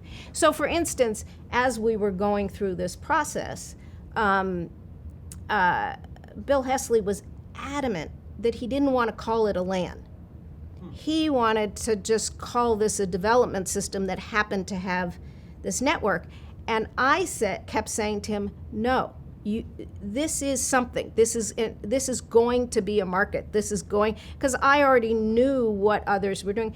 And we went through a month or two until finally I won that argument in terms of how to position it. He wanted to position the networking as invisible. And in the end, the fact that one of the big lessons I learned from Zilog was that you can have the best technology in the world, but if you have a mismatch with your marketing and sales channels and strategy, it doesn't matter. And so one of the things I learned from that experience was actually how important strategy and marketing and understanding where the market is and when it's ready to accept what technology. Now, along the way, about 6 months into that, I believe Bill came in like maybe April of '79, early '79. In September, Manny decided to do a reorganization and actually, I think, elevate maybe the systems business. I don't remember all of the elements. But Bill then became my boss. And Bill took over that group. And I, around the same time, Ralph Ungerman had been gone for about 6 months. Charlie, Joe, so my boss, my boss's boss, and 7 of my engineers left to join Ralph to start Ungerman Bass. I decided to stay, and I moved from being a project manager to a second level of manager kind of instantaneously as part of that. And that began 2 parts of my career. One is that I realized how much I enjoyed leading and the leadership part, and my partnership with Bill. And so he went from starting out as, in some ways, my mentor. He had business experience and was my boss, to, and we'll go through all of the companies, to being partners and really, at some point, well, partners in life and partners in building companies in a way that people often used to say that together we made up a CEO. I don't like offices of the CEO. And one of the reasons for that, and in hindsight, I obviously at the time wouldn't have been able to say this, but it's interesting how complementary we were. And I think of it in actually 3 different areas, and it's probably why it worked so well. The first is our backgrounds. He had a semiconductor hardware operations at scale, because that's where he worked. So his approach to things were almost when I wrote my book and I talked about types of innovation, I talk about factory farms and what you need to do for incremental innovation for mass scale versus greenhouses, where you nurture, you lead with a green thumb. So he came from that semiconductor hardware scale environment. I came from a background in software systems architecture. It was my environment, and I had less work experience, but the work experience I had was more greenhouse. It was more looking forward in developing markets, because I had made that decision. One, I had been part of the research group at Stanford, but in making the decisions to go to Zilog, I got exposed to this more forward-looking environment. His leadership style was very directive. My leadership style is very collaborative. So that ended up actually being a good complement. And then even in terms of what we gravitated to what we liked doing the most, he tended to get his most satisfaction from driving results, orders, details of the product, seeing it work, which was more, not transactional, but more what you'd expect from a larger scale environment. I tend to like strategy, communication. I'm more into building relationships and building cultures in the way that I operate. And those were very complementary. He was relentless. I was more balancing, saying, that's fine, but that order is not worth this relationship, or getting that result is not worth not building the right culture in the company. And it wasn't so much explicit, it was implicit in that. And then there was a whole bunch of things that we both did. And just because we were so connected in building the company. So I again, when I ended up working for him at Zilog, I don't know that I could have anticipated how that would work, but it just, and then I think we both learned from each other over the years. When I first met him, I couldn't make a decision when I needed to, because I didn't want to piss anybody off, and I'm an engineer. I needed more data. And I learned over the years that, you know what, I still don't like to piss people off, but you can't not make a decision because someone's not going to like it. And there are times when you need to make decisions with the data you have. And so I think that. On the other hand, I think that I probably softened him in the people skills, or he understood more about systems and software. So we just ended up being very complementary in that and what we wanted to focus on. And even back at Zilog, there were some of the roots of in the ways that you work together. Yes. And I mean, one thing I just forgot to ask, but did the fact you were connecting Z80s at Stanford have something to do with Zilog? I mean, they must have seen that as a plus when they hired you, right? I'm not sure it had anything to do. I think the fact that I met Charlie Bass through Marty Graham, And Charlie, I took one walk with him, and he said he started selling me on coming as opposed to, so I... Chance. Chance. And then back when you talked to Jim Pelkey, you guys had talked about, how within, but that was really more you in that group. I mean, that the networking was coming up more and more within that group, the systems group. And there was some frustration at Zilog not pursuing it as much. But I mean, Ariel was done by Bruce Hunt at SLAC, right? He brought it with him? So he had been doing the work at SLAC. He came, and we then, I don't remember how much he had implemented, but based on the concepts and the technology he did, we integrated that into the Z80 based, the MCZ system we were building, which was a distributed development system. And so it was about taking that and integrating that with the Rio operating system, which was this multitasking operating system. So he had been working on the link level concepts of the network. The project at Zilog was to leverage that work and he certainly had a very important part in bringing the concept of the connectivity, but integrating it into a system which became a distributed development system. So for instance, another person that went on to be influential in the early days of the networking business was Phil Bellinger. And Phil's job on that team was working on the protocols that ran over that network. And I can remember Phil was very new when he first came, and I would go to him and say, how far along are you? Are you done? Where are you on the schedule? And he, in the beginning, would say to me, I'm almost done. And then it turned out that his definition of done was coded.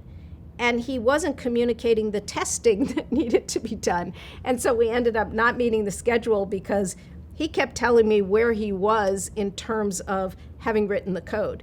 That's how new he was to the industry. And I'm sure he learned a lesson, and I learned a lesson as a manager talking to software engineers to make sure that when you're asking about schedules, you're talking about the same thing in terms of what it is. So. But I mean, if this is, because you talked about the people that already left, but I mean, can you go back to why did people feel the need to leave to form a networking company? Right. So I may be talking about two things. Phil, okay. I don't remember exactly where we were in the project when they left. So I think some of this protocol stuff was before they left. What happened is we were working on the system. Joe Kennedy, Charlie Bass, the engineers were still there. Ralph leaves, Manny comes in. There's a period of time where there's a strategic planning process going as to what we're going to do with this, how we're going to position it. Is it a network? Is it a system? And so those engineers are still there. When we got into the fall of that year, Ralph had been gone for 6 months. I think he had probably a period of time that he wasn't allowed to recruit, and he was off thinking about what he wanted to do. And that group went and started Unger Bass. One of the reasons why I believe they did that is that it was very frustrating because Zilog didn't want to focus on the network. We had done this unbelievable work in terms of networking the operating system. I don't remember the exact timing of this, but for instance, we wanted to take this and pitch to Exxon Office Systems that if you took Rio and you ported a word processor onto it, you had a better word processor than their fixed logic word processor. They wouldn't have anything to do with it because it threatened part of Exxon Office System. So we're at this very interesting time in the market is about to shift. Remember when I said you can have change in different ways? We're at a time when those of us who were off here doing our own thing knew this shift was coming because of connection into these research organizations that were doing phenomenal work. But the structures that existed still were threatened by any change. And so there was this tension between the systems work at Zilog and Exxon Office Systems. And on one hand, the relationship with Exxon Office Systems was this unbelievable opportunity to really do something that could make an impact and have a distribution system. But it was intensely frustrating. And so the first wave of that frustration were the people that left to join Unger and Bass, who decided to focus on networking because Ralph had seen at Zilog how powerful this networking could be. So they went and decided to focus on this intelligent wire concept of not building a system that had a network in it, but building a network that could connect systems. And that's what Unger and Bass did. It was another year. Actually, the next summer, we introduced, we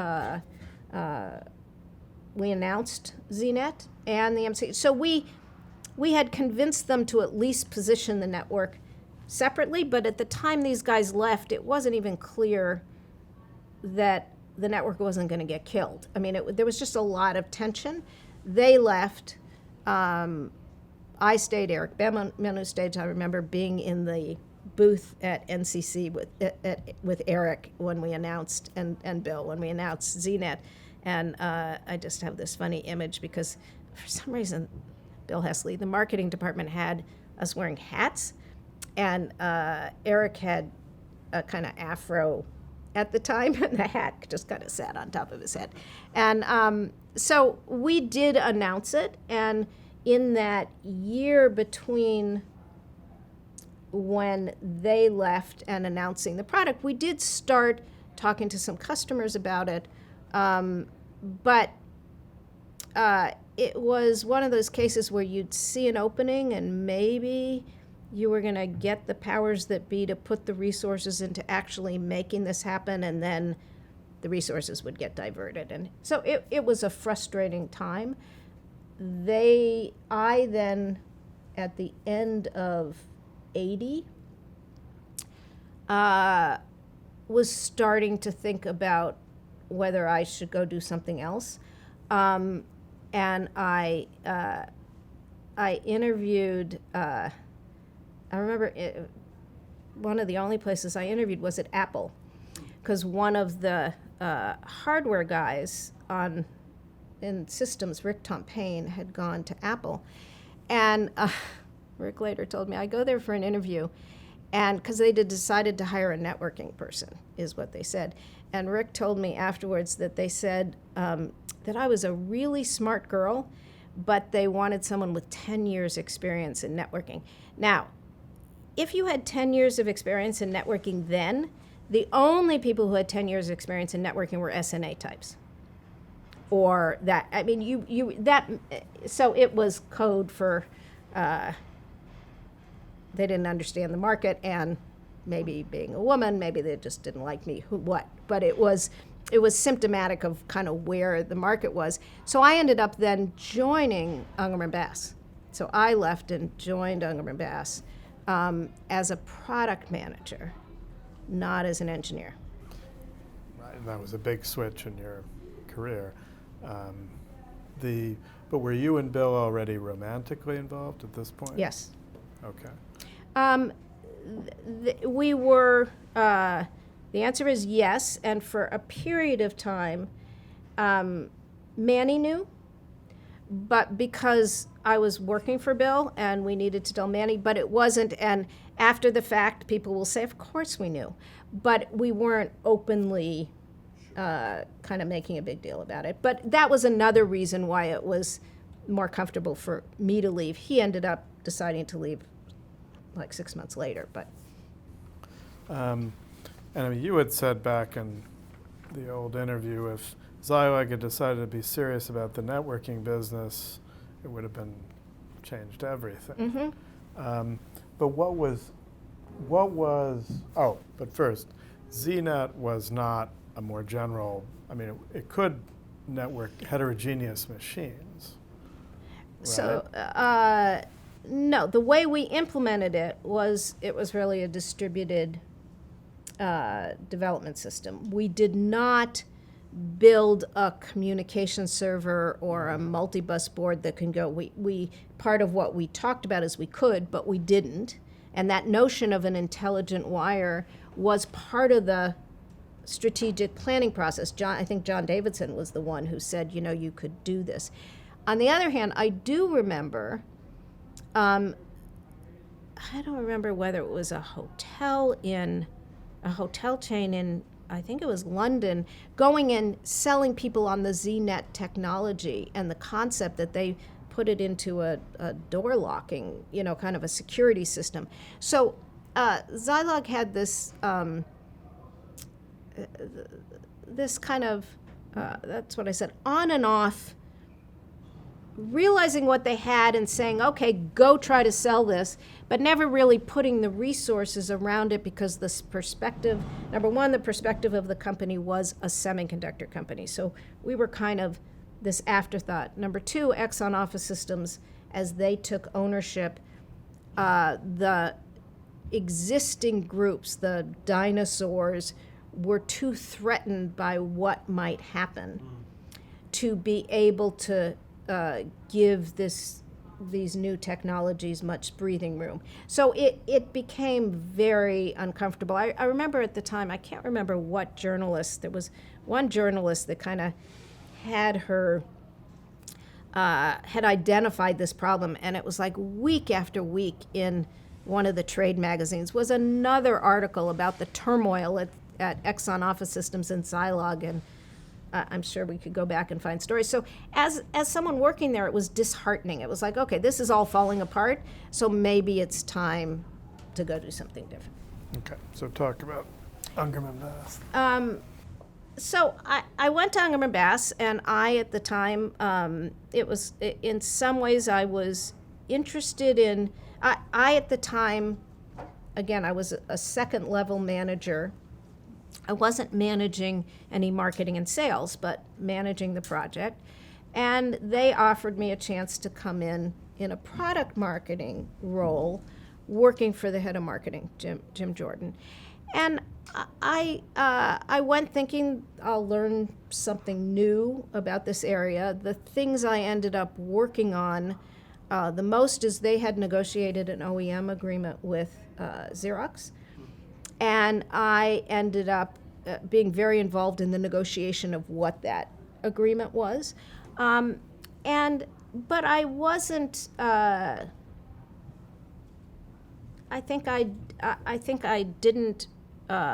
wasn't feeling, it wasn't interesting enough. I probably felt like I didn't have enough responsibility. It was all the people I'd worked with, Joe Kennedy, John Davidson, Charlie Bass. And so I wasn't that happy. And then what happened is Bill decided to leave Zilog. And he went to some multi-bus conference and ran into some, and let me back off. He was thinking about maybe starting something, but he had never really been an entrepreneur. He wasn't sure what he wanted to do. He met Ray Berkeley, who had run a multi-bus company, and found himself thinking, I'm going to start a company with Ray. So we were living together. I wasn't happy, and so I decided to leave Ungerman Bass and start the company with them. And part of what they were going to do, it was multi-bus oriented, but it was also networking oriented, because that's what Bill had been involved in, that's what I had been involved in. So I joined, and then we put together a business plan for Bridge, which we'll come back to. But within a couple of months, things were not really working out with Ray. And so we ended up parting ways with Ray on a friendly basis, and then Bill and I went forward with Bridge.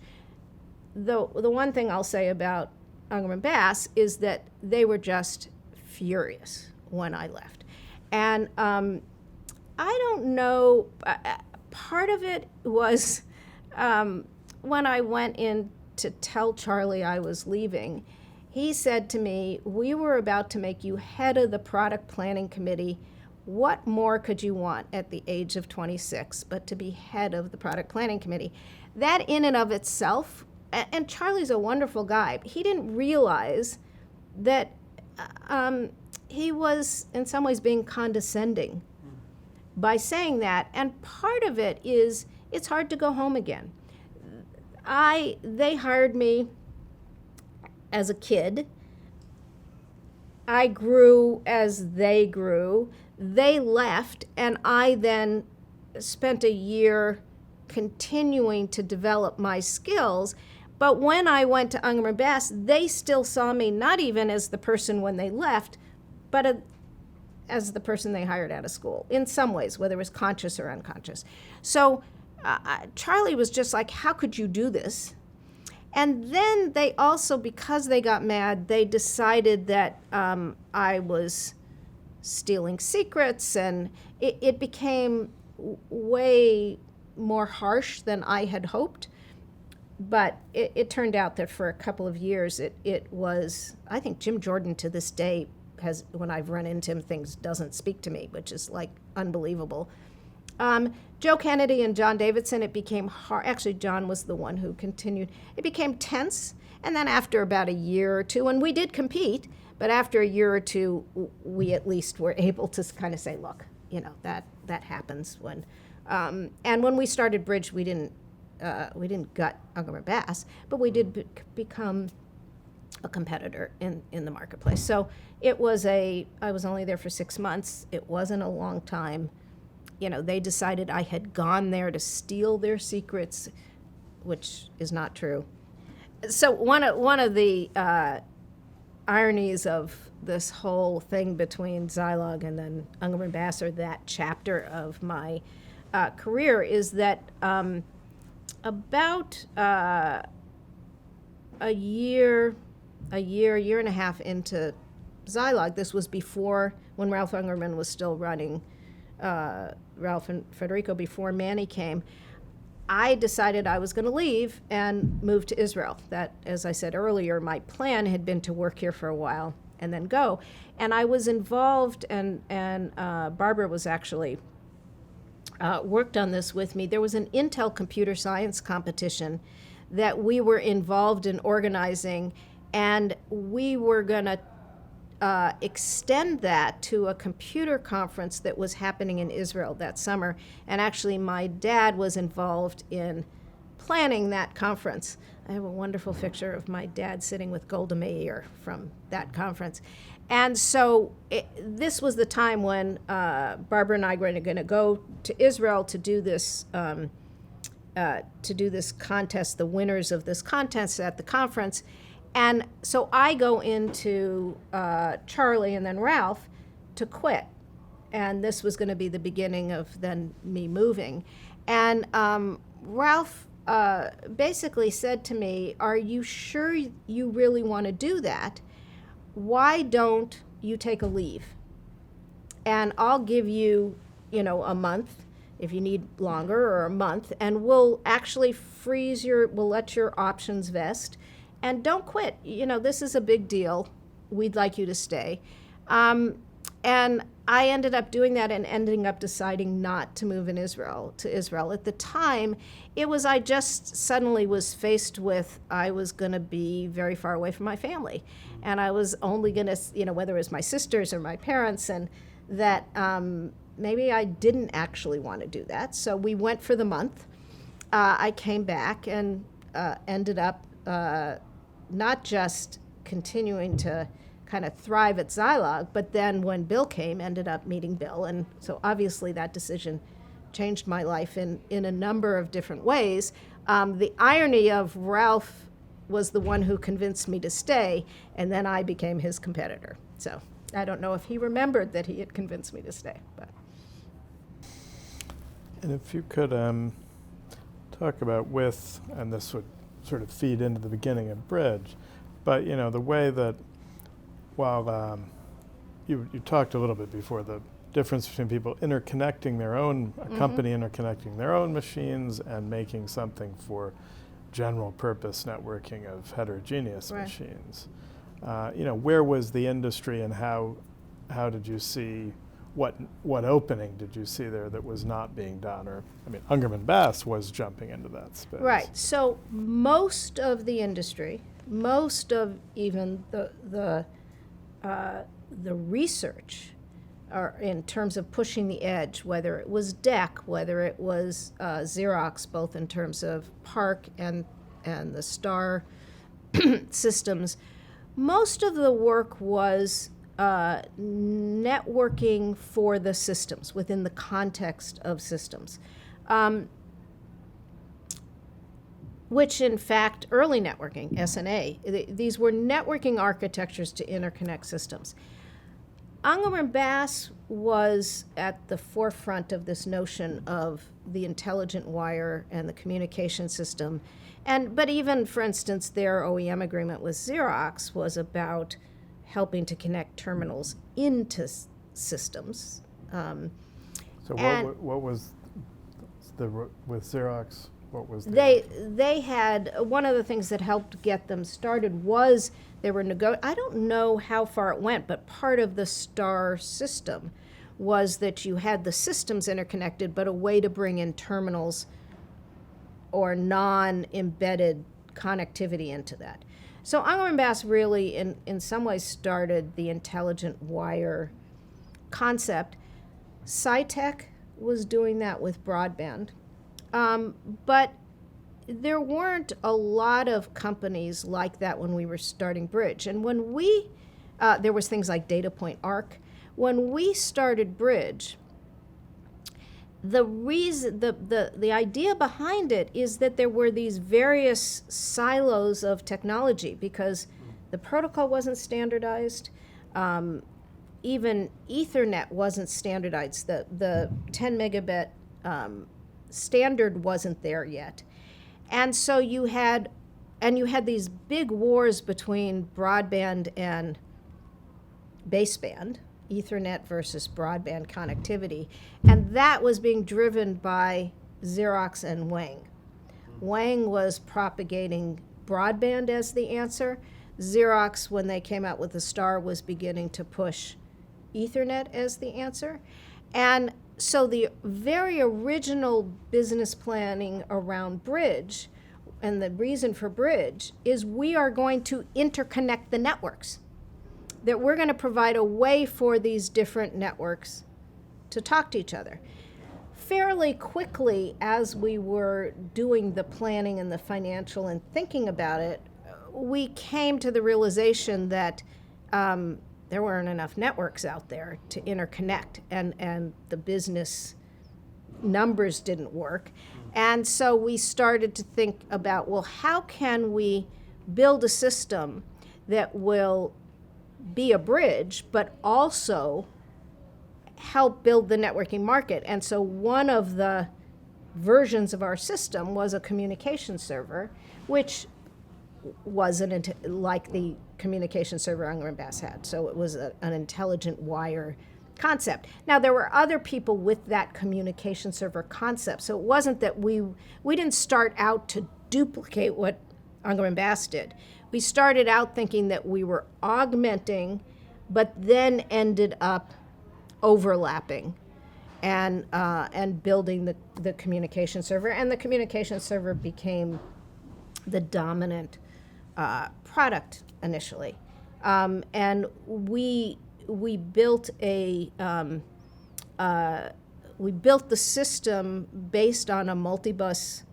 We had a level of modularity in the system, so we could build a system that could be both a bridge, that the same architecture could work for a bridge or a gateway, and a and a communication server. So we at one point were talking to SciTech about doing a Ethernet to SciTech gateway, and the notion would be we'd build a SciTech board and just put it in this modular system. And when we built communication servers, then you'd have RS-232 connected with the Ethernet. So we built an architecture with a modularity that the idea was to interconnect.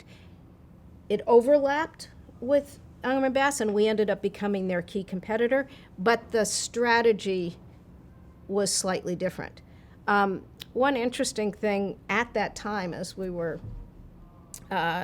building the concept and when we started to implement it, and I think it was probably fall of that year, because I don't think we had closed our funding yet.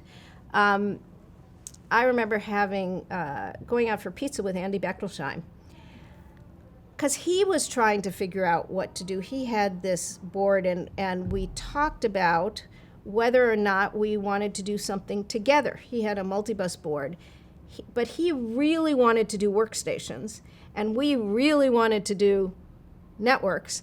And so we decided not, but at one point we seriously talked about whether we should start a company together, which would have been, again, a difference in a different trajectory of the industry. But we ended up OEMing his multi-bus CPU board, which gave us a kickstart into kind of getting the product to market more quickly. And our initial system, the protocols we used were XNS protocols. And one of the things that I did during that time that we were raising money, we had no salaries, no money, was I consulted for Yogan at Xerox in documenting the XNS protocols, because he was responsible for the XNS protocols, and they were opening it up and standardizing it. So I worked on those specs. And it was actually that work on those XNS protocols early on that I think prompted him to point out to Vint and others that it shouldn't be TCP, but it should be TCP IP, and that layering, which XNS really did so well. The end-to-end. I'm sorry? End-to-end. End-to-end, but the notion of having the IP layer, which is doing the routing, separated from the end-to-end of the TCP. That ended up being critical to the architecture of the internet. And also, you had said in the past that XNS was something, it could scale much better from local to wide area. I mean, talk about that, where most of your focus was what we'd now call local. I mean, it was local then. So at Bridge, initially it was local, and we were very focused on performance because we were often, the market, most of our sales went into, so remember, there's not a lot of PCs. This is mini computer, mainframe connectivity. And so a lot of what we were selling was a better data switch. So what people were doing was connecting terminals with data switches. And we were going in and saying, this is a more flexible, not only can you connect your terminals in a more flexible way, but you can connect printers, and this technology will evolve to more, you can direct connect your mini computers when they have Ethernet. And so efficiency was important, because one of the big issues was being able to have the echoing from the computer on a terminal and not have delay. You had to have the same performance that you would have in a data switch. And so the implementation and both the throughput and the jitter delay characteristics were important. And XNS at the time was the better protocol. Now, ultimately TCP became the standard, and we evolved to that. But and then we focused on making sure that we had TCP implementations that were efficient enough. But that evolution, our main market was connecting terminals to hosts. But a big part of our differentiation was that we interconnected things. So our bridge, gateway, router business, and so one of our first TCP implementations was what was called a DDS gateway. So you had an Ethernet to X25 gateway because it was the government it needed to run TCP. So we were in the market as all of this was shifting, and we on one hand in our product needed to kind of be very clear about where the market was going. How do you provide the performance? How do you provide the protocols? We got into XNS, TCP, then the OSI stack, which was even harder to do efficiently. So there was a lot of, we ended up at times implementing both, but then times, figuring out how long could delay, was that going to be, really become a standard? On the other hand was a very active participation, which I and some of the technologists really drove in the standards activities. So we were very involved in the 802 activities. I was involved in the 802.3, in the wars between 802.3, which was the bus, and then the broadband, and then the token ring, and IBM versus, the various big companies fighting for, it was GM map architecture that was pushing for the broadband. And it was an interesting time in terms of the standards work. And then the IETF, which was the place in which most of the internet architecture and TCP work evolved. But were you doing that very early on, or that comes a little later? The IETF?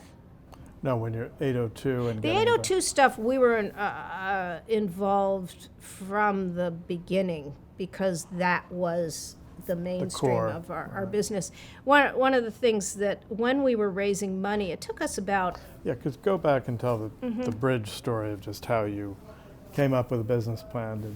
Well, may I ask one just clarifying question for my own benefit, really? How long would you say a period of time was it that this kind of protocol competition took place before, I guess essentially, there was a de facto winner? So I think that there was, Bridge started in 81. And I would say that there was some number of, a couple of years of the XNS TCP tensions with occasional other protocols. The OSI was beginning, but people weren't, it was only at some government things. And DECnet was not big enough to be... DECnet was an issue, but it wasn't being viewed as it wasn't being viewed for connecting other things. Yeah. So we had to think about SNA and DECnet in terms of how did you connect into those systems when you had a DEC customer, an IBM customer. But they were not the glue protocols. But they weren't the glue protocol. And so, and then in, I would say that it wasn't until we merged with 3Com in 87. I don't know, I want to say 86. Then it became about TCP versus OSI. But TCP was very quickly winning. When it got packaged with the BSD version of Unix, it was all over. Okay. So I don't remember exactly what that year was. And so there was a period of time where we could get away with XNS internally, if you weren't talking about the protocol, and TCP to connect to others. And then we got to a place where it shifted and the world wanted TCP. You were viewed as proprietary if you were running the XNS. So certainly it was kind of settled by the late 80s. Yes. Okay. But I mean, there was still government. I mean, the U.S. government officially was supposed to switch to OSI. That's what I was going to say. So once TCP became accepted by those of us implementing it, then there became this tension for a while between TCP and OSI because the government was still pushing OSI. Certain of the standards bodies were still pushing OSI, but I don't remember who, maybe it was Metcalf or somebody, talking about de facto and de jure standards, and TCP just Do you think NSFNet played a big role in expanding the use of TCP? Yes. Yeah. It was all in the time when the internet took a next step, which NSFNet had a huge part. Unix became part of that, huge. And that whole trend drove TCP to become the standard. And there are these two things. There's these protocols. The other thing that happened was that when now I'll go back and then I'll tell the story about funding. So we decide to start the company. We wrote this business plan. I remember we had a Radio Shack and Scriptset word processor and a tape writing this business plan. So, I mean, it's really, now I look back at it and I think how, you can get a template for a business plan. As we're working through what we're trying to do, neither one of us ever had any exposure to venture capitalists. We had no money, and again, I consulted for Yogan, and my dad made up a consulting project for us. He won't admit that he made it up. To consult for, he had a side company where he had done his games, and he put the cap, and it was called Creative Automation. I don't even remember what he asked us to do to analyze something for him, but it was his way to give us money without us feeling like we were taking his money. So that's what was driving us that summer. Boris Petrov, what the name was the other person who came in with Manny, introduced us to a venture capitalist.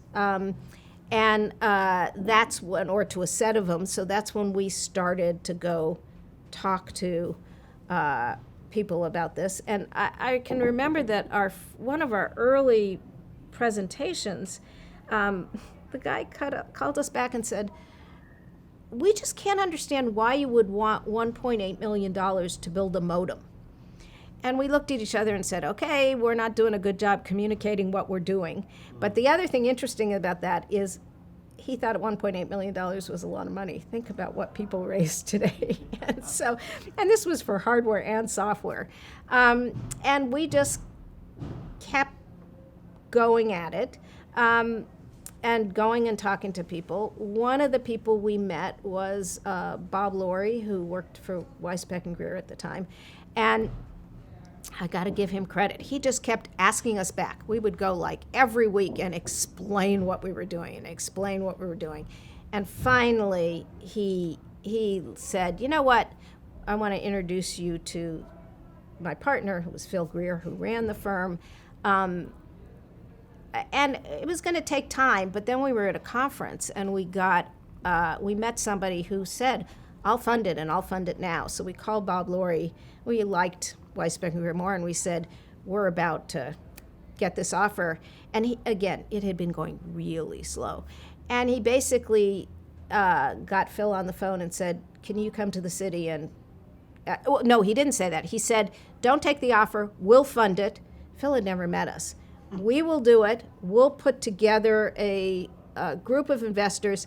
And then towards the end of the call, Phil says, but will you come meet me in the city? And we had lunch with him the next day. He will tell that story that he didn't commit to the money without meeting us, but because I've heard him tell it since then.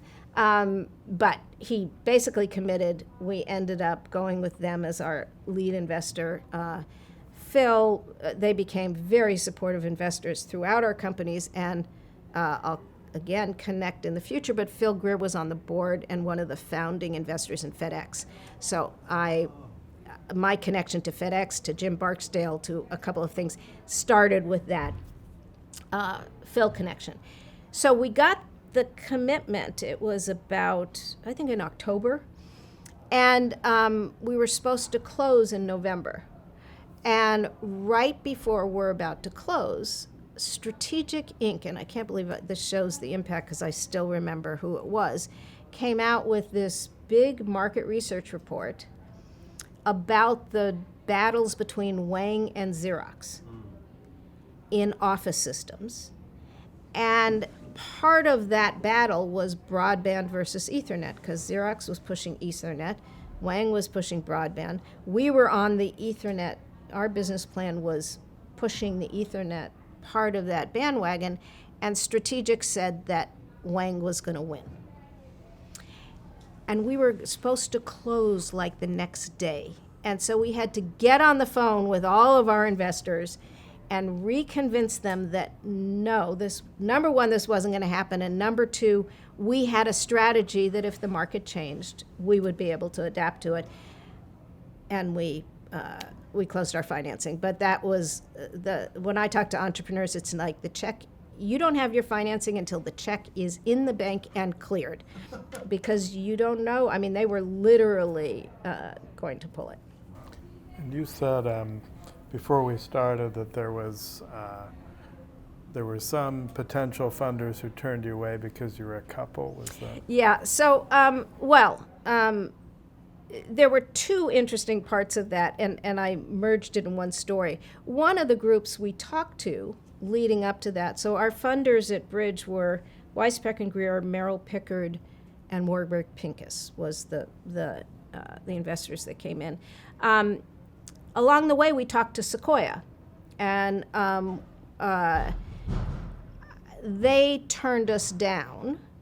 And later, Don Valentine, many years later, when they turned us down, they told us the reason they turned us down is that they didn't think we had the experience to do this. And who knows what are the reasons when you do that. And years later, Don Valentine told me that they didn't think we had enough experience, but that a year later, when Sandy Lerner and Len Bozak walked into their office and pitched something that was very similar to Bridge, by then they realized that there was something here, and they thought to themselves, we missed that one, we're going to invest in this one, we're going to take the risk. So it turned out it was, they never said, it was the echo of the couple. So they per se did not say they turned us down because we were a couple, but it wasn't quite clear. And Merrill Pickard, who came in, I can vividly remember a meeting with Jim Anderson, and them bringing up that they were uncomfortable. We weren't married. We were a couple. We were living together. As my younger sister at the time said, somebody asked whether we were going to get married, and she said, they're incorporated. They don't need to get married. And so we were in that stage. And Jim Anderson brought up the issue of us being a couple, and that it was, it was unnerving, and wanted to talk about that. Now, in fact, when you have partners that are not a couple but are close friends, whatever, we have a huge number of stories in the Valley between what happens when partners don't agree. So they actually weren't identifying the right issue of the problem with couples or the potential risks. But Jim Anderson said, well, what will happen if something happens, you guys break up? And so Bill, in the meeting, looks at Jim and said, would you feel better if we got married? And because I remember looking at Bill like, wait a minute, this isn't your decision, right? And Bill just said, would you feel better if we got married? And Jim says, thinks for a minute, and he says, actually, no. I know what the rate of divorce is for married couples. I don't know what the rate of split up is, so I'd rather not know. But it at least broke the conversation, and it was an issue in terms of getting funding. And when I said it was the wrong risk, because I think whenever you have teams, there's always the issue of the teams start out very coherent, and what if they're not? The bigger issue is you have to be really explicit about roles. and make sure that people understand who they're working for and who do they go to for what. And if it's both of you on some things, be transparent about it. Don't claim it's one way and have it do the other, because there are people who come in who they want to know who they work for. They want to know how information flows. And that's the place that I realized it's not so much, it wasn't so much the risk of the business. It was more making sure that the lines of decision making were clear. But that would be the same with business partners. Absolutely.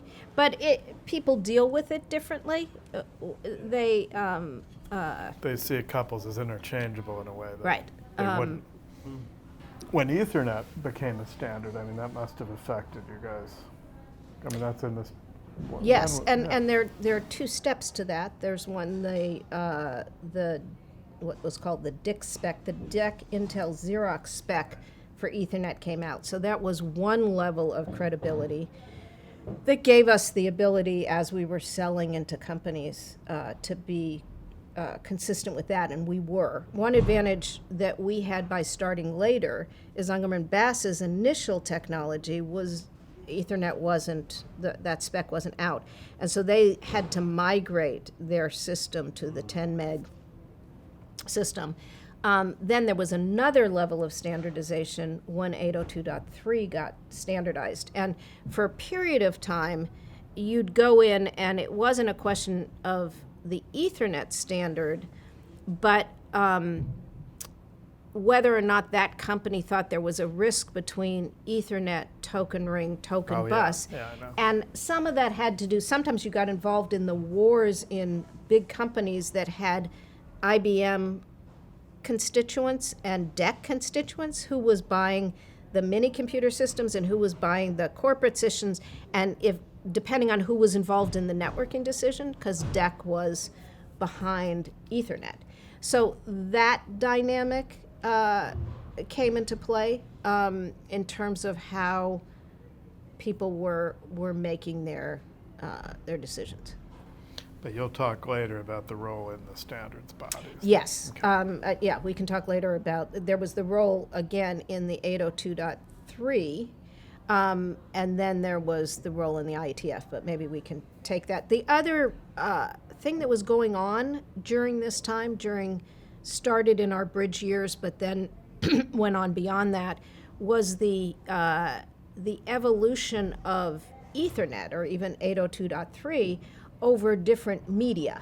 So we started on, it was the yellow coax, it was the transceiver, and then going to Ethernet over twisted pair, which allowed you to do a different type of configuration, and all of a sudden it looked like a data switch again.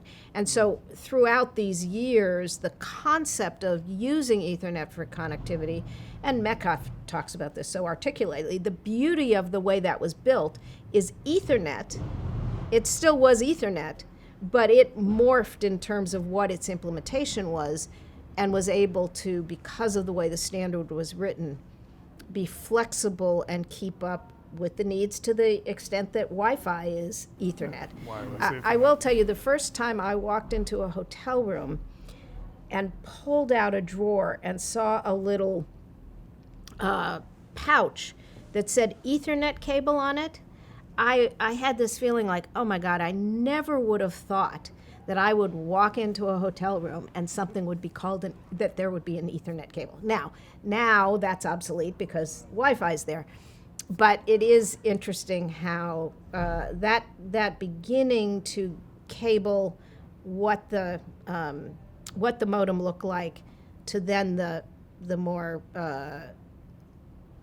centralized wiring architectures.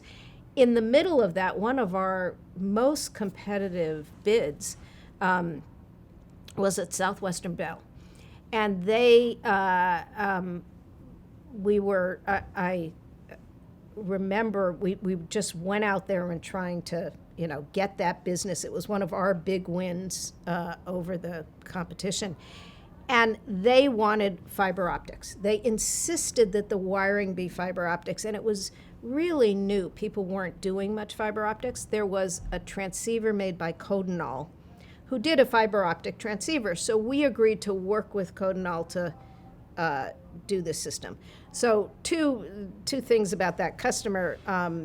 One is that the proposals were due, and we were working so hard up to the last minute. Jim Barksdale had joined our board about 6 months earlier and had given us a Zapmail machine. Now, Zapmail is something that FedEx introduced as a way to fax, but it was before fax was standardized. You could Zapmail a document, and it would go to FedEx, and they would deliver it. And we were one of the early users of it only because Jim Barksdale, who was the COO at FedEx, had given us one of these machines. And we Zapmailed the proposal. It gave us another 24 hours to work on the proposal because you couldn't email these proposals. You had to deliver them. But couldn't you just FedEx it the normal way? I could have, but it gave us extra hours because FedEx delivery, it gave us like another, 6 hours or something. We Zapmailed it, got it to them. We won that proposal. And then it was wonderful that we won it, but was one of the most traumatic installations we ever had because of course, we wanted to do a really good job. But this was a new technology. That big a fiber optic, Ethernet had never been installed. We had a wonderful tech support person who ended up at each one of our companies, Kim Dimmick, and he lived in St. Louis. I mean, he just, as we were installing it, and I'll never forget one day when he called up and he said, nothing is working. This was a new building. The painters had been in the night before, and they hadn't covered up the outlets.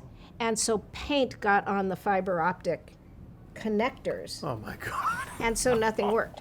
So it was just a finicky technology, but this was what Bridge did. And later when we talk about 3Com, you'll understand where it's different. We were relationship-based with these early customers, whether it was Schlumberger or Southwestern Bell. We not only were leading them on the technology and the implementation, but we put everything into making sure that these systems worked, way beyond kind of what anybody does today, because it was a new technology. I was going to go backwards. Yeah, I was going to say but you were going to go talk about the original management team, the board, Right. And that's where the relationship with customers comes in. But talk about. So I skipped forward when we were talking about raising money. So it was Bill and I putting together the original business plan. And when we were thinking about, still before we raised the money, we were thinking about the team. And the first person we went to was Eric Benamou.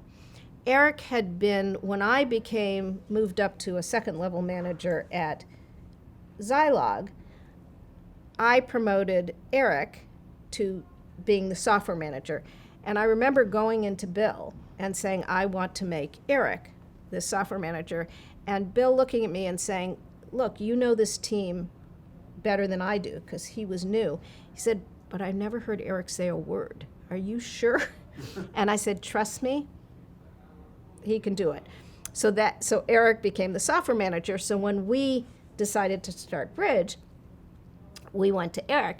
And Eric really wanted to join us, but his wife was a couple months away from delivering their first kid. And we had to go convince her that this wasn't too risky. So I remember sitting with the two of them, convincing her that it financially was going to be an okay decision for him to come do this. And so he then joined, and he brought to run hardware Jean-Pierre Bosflug, who he had known, I don't remember exactly from where, but they were both French. And Jean-Pierre came in and ran our hardware group. So that was the very initial founding team of Bridge. And then we were very fortunate because AT&T canceled a project right as we were starting to hire, and we just ended up with an incredible initial team of engineers, and it was just a wonderful environment. We spent that first year was getting to demoing a system and developing the system. The board was the venture guys, but they thought we were green, weren't sure if we could deliver, and so they asked us to put Ray Norda on the board, who knew nothing about networking at the time, but was a seasoned leader, and it was great to have him on the board, but I think he learned more about networking than, and what we did over that year was prove to the VCs that we were going to deliver exactly, we pretty much demoed on the day what we said a year later. Then Ray eventually left the board to go start Novell. Yeah, but I did want to ask the XNS connection between you and Novell, but I mean, that's where it comes from, I guess. Because weren't they based partly on XNS? I don't think first off. I think when that he was joined later. them, they were completely proprietary. But I don't know the fact, but Oh, that okay. connection wasn't there. This was earlier. Okay. I think they were, Novell was really very, I'm not even sure they were into thinking about standards in terms of the protocol. You could check that, but he may have brought Novell the XNS expertise, but he didn't have any Right. expertise before. Oh. Yeah, no, he may have then, when he went to Novell and they were broadening their business, he may have pointed them towards XNS. Okay, because we just did an oral history with the VC behind Novell, Pete Musser. The original, or once Ray No, went no, in and the- they expanded it? I think it's the second. Okay, so I see Novell as having multiple lives. There was the original stuff that was being done that we really didn't have a lot of visibility. Ray came in and Which turned. was only on proprietary hardware or something, right? I think so. And then there was the Ray years, and then Novell completely morphed to the point at which when Eric ran it, it was a very different company. Okay, but anyway, so that's one Yeah. tangential. So, and in that first year, so you're working on the first product. How many of you were there initially? The whole company? I want to say about 20 of us before the product shipped hardware and software, and then marketing. One of took us a couple of years in, very early on, our marketing and sales department, Dick Bush, we brought in Dick Bush, who had been at Four-Phase and knew about system sales. Janik Pathak, who had been a salesperson at Zilog, who drove a lot of the sales part. I can't remember exactly when she came in, but Kate Muther was our VP, came in as our vice president of marketing. I think that might have been after we went public, and the important connection there is she ended up going and being Len and Sandy's VP of marketing and really helping drive the scale. Doug Sue, who had been one of our product managers, ended up going and being part of Cisco's team. So lots of just really smart, energetic, cohesive team, because we kind of built the culture from the bottom up.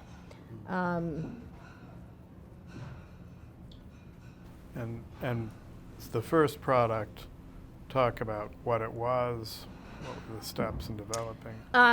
So the first product was actually the first product, we introduced them together because we wanted to differentiate ourselves by the bridge part. And so we had communication servers. We had the CS1 that had lots of connections coming into the Ethernet. Because of the modular architecture, you could go up, I think, to 32 into the Ethernet. we had Terminals or terminal server. So that was a terminal server. And then we had bridge gate, actually what were called gateways.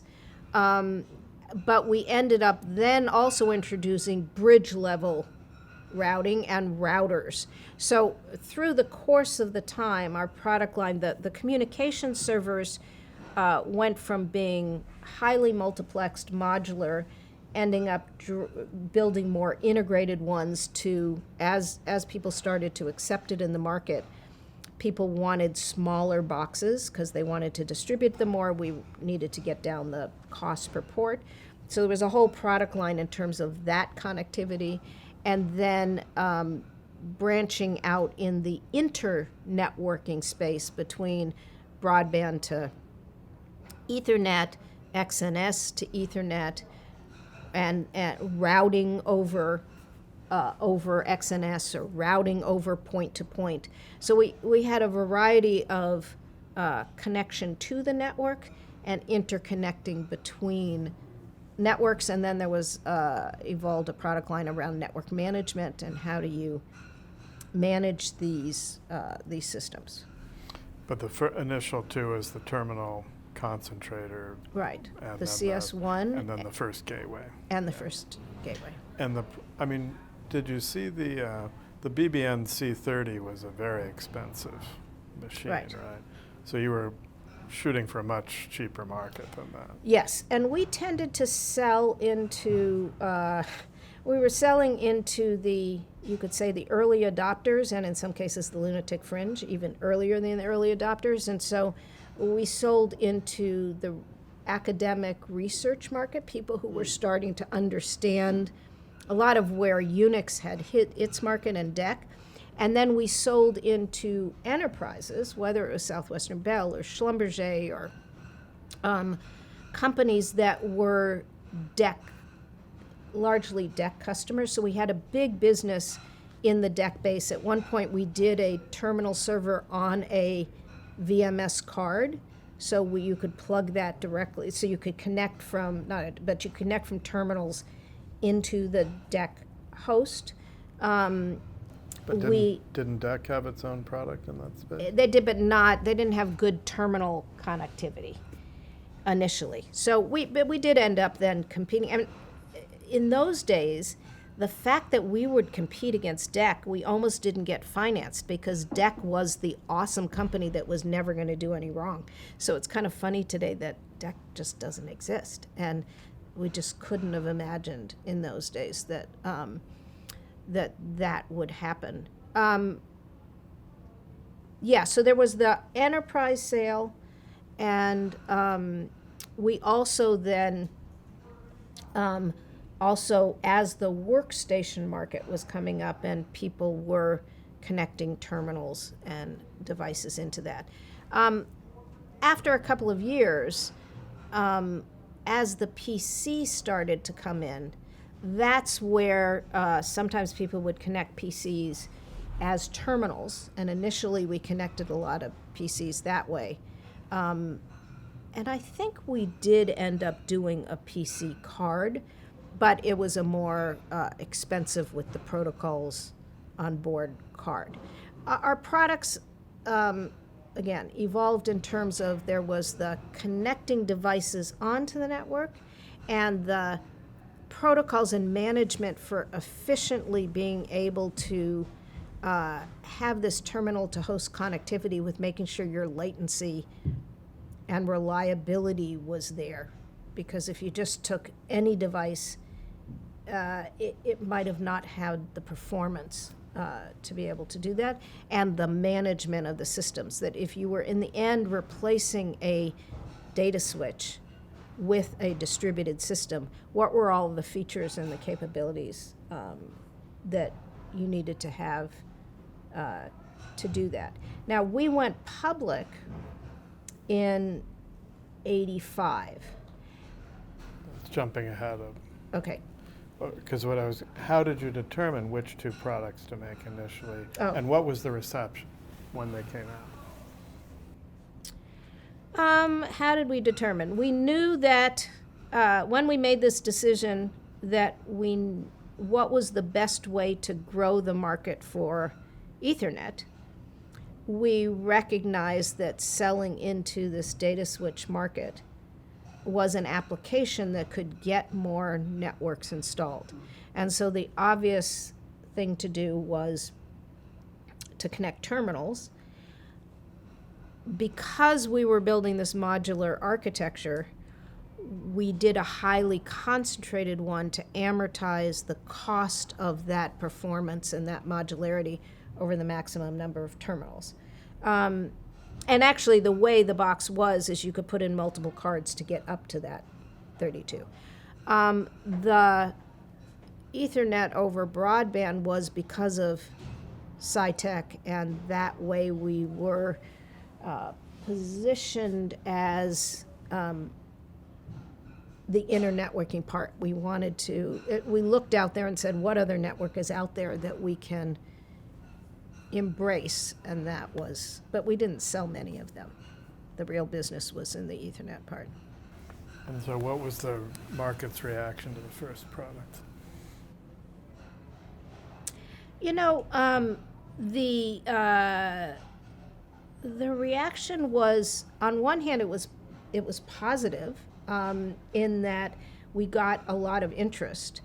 On the other hand, it was a lot of work to sell these things. So I ended up spending a lot of my time. I started shifting from, I ran, at the time I was the executive vice president, hardware and software reported to me.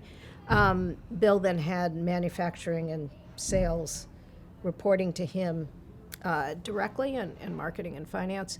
But to sell the product took an explanation and talking about it. And so I ended up spending a lot of time with the Schlumbergers, again, the Southwest and Bells, and was spent a lot of time building those relationships, and every sale took a lot of work.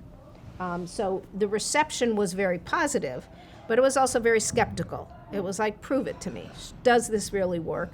And we very carefully knew who to talk to target the people that would be open to this. People who were IBM shops. I remember having one visit with the head of IT for FedEx. Before I went on the board, Phil Greer had given me his name, and I had one meeting, and I walked out knowing that at the time we weren't going to get anywhere because they were just so blue. And so we had to, at the time, very quickly identify what were the parts of the market, but the market was exploding, and we were in that transition in the computing industry to mini computers, away from everything being IBM. And so it was a perfect time in terms of growing a business. But it wasn't easy, but in those days people didn't expect that there was this scale fast, fail fast concept didn't exist in those days. It was build a business and build something to last, and that's what we did.